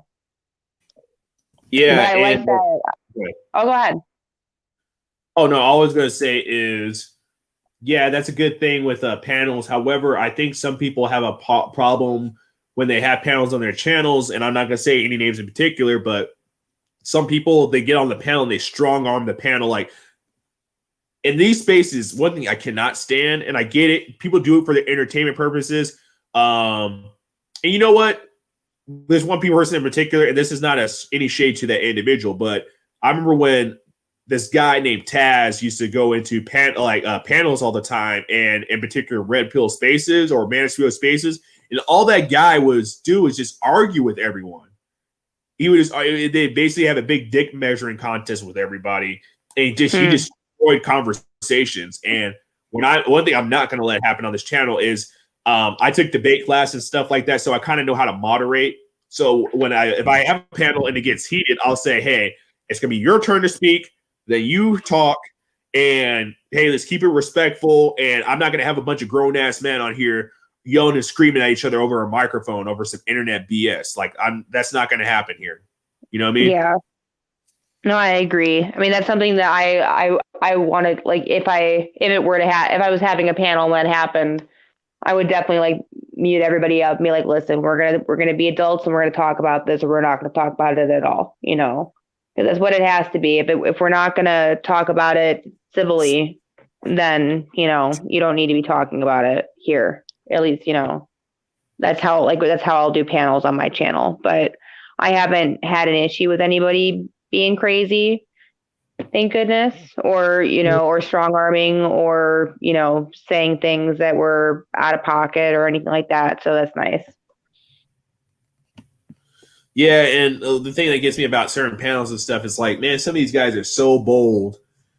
Because they're on the internet and they have these avatars and they're hiding behind them. They're so bold to say some of the things they say. But as soon as they get doxxed by somebody, they start crying about it. You know what I'm saying? Like, I'm not a dude. For instance, right? Like, I'm just gonna keep this open about my job, right? I got a year and a half left in this job, right? And I already made in my mind I'm gonna go move on elsewhere, start somewhere else, move on with my life, right? It's been a learning experience. I wish the best for everybody I've ever come across. Most of them are good people, or most of them are good people that maybe we rubbed each other off the wrong way. But that doesn't mean that I don't wish the best for them. You know what I'm saying? I wouldn't wish some things bad on people that we just didn't mesh well, right? That's just what happens in life. But however, I'm not afraid of getting doxxed, and that's why I said I'm not going to say certain things that get this channel flagged. Because believe it or not, in my workspace, I've had more controversial topics and conversations than any of the ones I'm having on here. So if I can have that workspace, I'm not worried about getting doxxed. Like you can put my address out there, all that kinds of stuff or whatever like that, because I'm not saying anything that, in my opinion, is going to affect my employment. Right? I think that's the biggest thing with people. I'm afraid of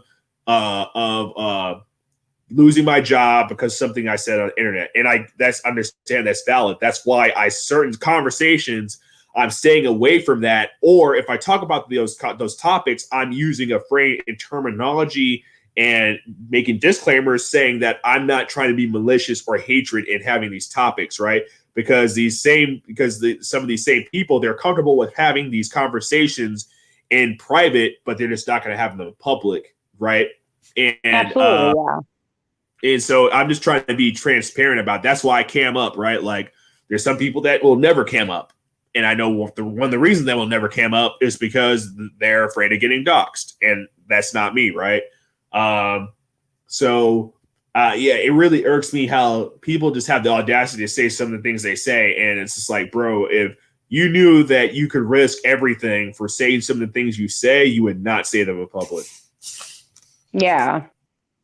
Mm-hmm. Well, that's why some people, you know, most people don't say those things in public. They say them on the internet because they think the internet is a shield, you know, but it's not.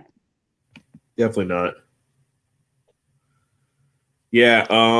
So I'm thinking about wrapping it up. We've been going for about 2 hours. Hey, and Shirley, first and foremost, before I forget, because, you know, I'm a long-winded guy, you know what I'm saying? And sometimes I forget to give shout outs, but thank you so much for your support. It means a lot to me. I've been, you know, for a while I was thinking about a new hobby I can get myself into, because I'm trying to get into hobbies that are a little bit more productive besides playing video games and just watching a bunch of movies, right? I think they're really stagnant hobbies. I think with this, I learn from people's perspectives. I think it's healthy. It's also a social outlet too, because of lockdown and things like that. We're not having as many social interactions. So this has really helps me with that. And I really like to thank you. Nicer, she's still in. Shout out to Mr. Miami too. Let me just shout out everybody that's in the chat, man. If you guys haven't, said anything, but you've been watching this, hey, thank you so much for viewing this content. This is my first one-on-one, so this is a milestone for me. I didn't know how to really navigate StreamYard, and so it seems like everything's working smoothly. So from now on, I believe every Saturday and Sunday, I want to do a open mic. And I think Sunday might be more appropriate because Fridays, there's more stuff, especially shout out to DJ Koo, the third shift. You know, I'm not going to take anybody away from his audience. Mace also has a lot of stuff going on. So I'm going to try to schedule my thing to where people can kind of jump on and catch some of it and then jump to somebody else's stuff. But now that I know how StreamYard works, I want to get you guys' voices heard. You guys' opinions are valid, so don't feel shy. When I do have an open mic, I will send out the link to everyone. And also, if you are thinking about starting a channel or you just want to have a one-on-one with me, hey, man, I'm more than willing to have a one-on-one with you. Pretty much just send me an email. I'm going to put my email in the chat. And contact me, send me an email to me at your earliest leisure, and we'll get this thing popping. Also, check out the banner, like, share, subscribe, or don't come back. So, you know what I mean? I like that.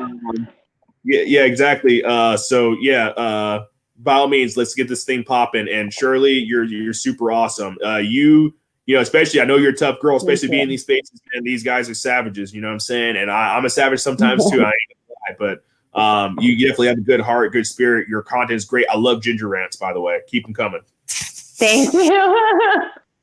Yeah, keep the ginger rants. There's a lot more ginger rants on deck. Don't worry. Yeah. Anything else that you possibly have in mind or whatever like that? It seems like during this time, of course, I was kind of bugging you. You know, this is supposed to be a one-on-one. It more or less, it felt like I was interviewing you more or less about your things. Is there anything that you have in mind before I close this thing out? No, I just I want to say also to you, thank you for your support. You pop in on almost every stream that I have, and I know that you're, you know, liking, sharing my content, and I appreciate that so much, and giving me this, you know, platform on your channel to come up and, you know, talk about what I do and, you know, stuff like that. I really appreciate that. Yeah, no problem. It's a privilege, you know what I'm saying? Catch you on the flip side, especially I really appreciate, you know, I not sound like I'm beating a dead horse, but especially talking about mental health.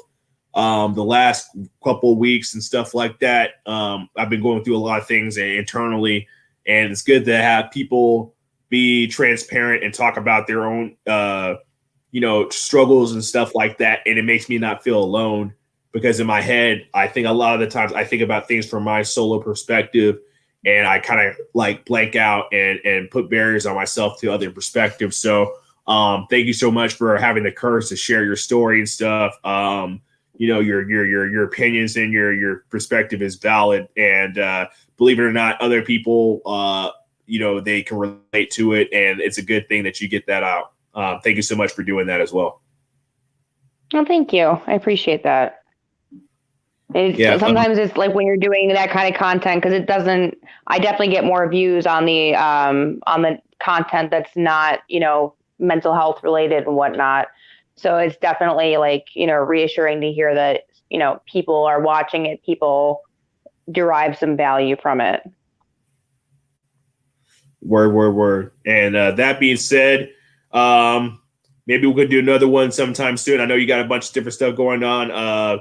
You know, maybe sometime next month is the shortest month of the year. It's my birthday month as well. So maybe I do a special birthday show. We'll have a big panel and we'll just talk about, you know, we'll just chop it up. Again, thank you so much for everybody in the chat. Like, share, subscribe. Thank you for tuning in. And that being said, deuces, have a wonderful night, depending on what time zone. Good morning when you're in your time zone, all that good stuff, man. You guys matter. Stay safe. You're not alone. I put my email in the chat. If you ever need somebody to talk to and you're not feeling some type of way, hit me up. Take care. Have a good night, Shirley. Bye, guys. You too. Bye. Bye-bye.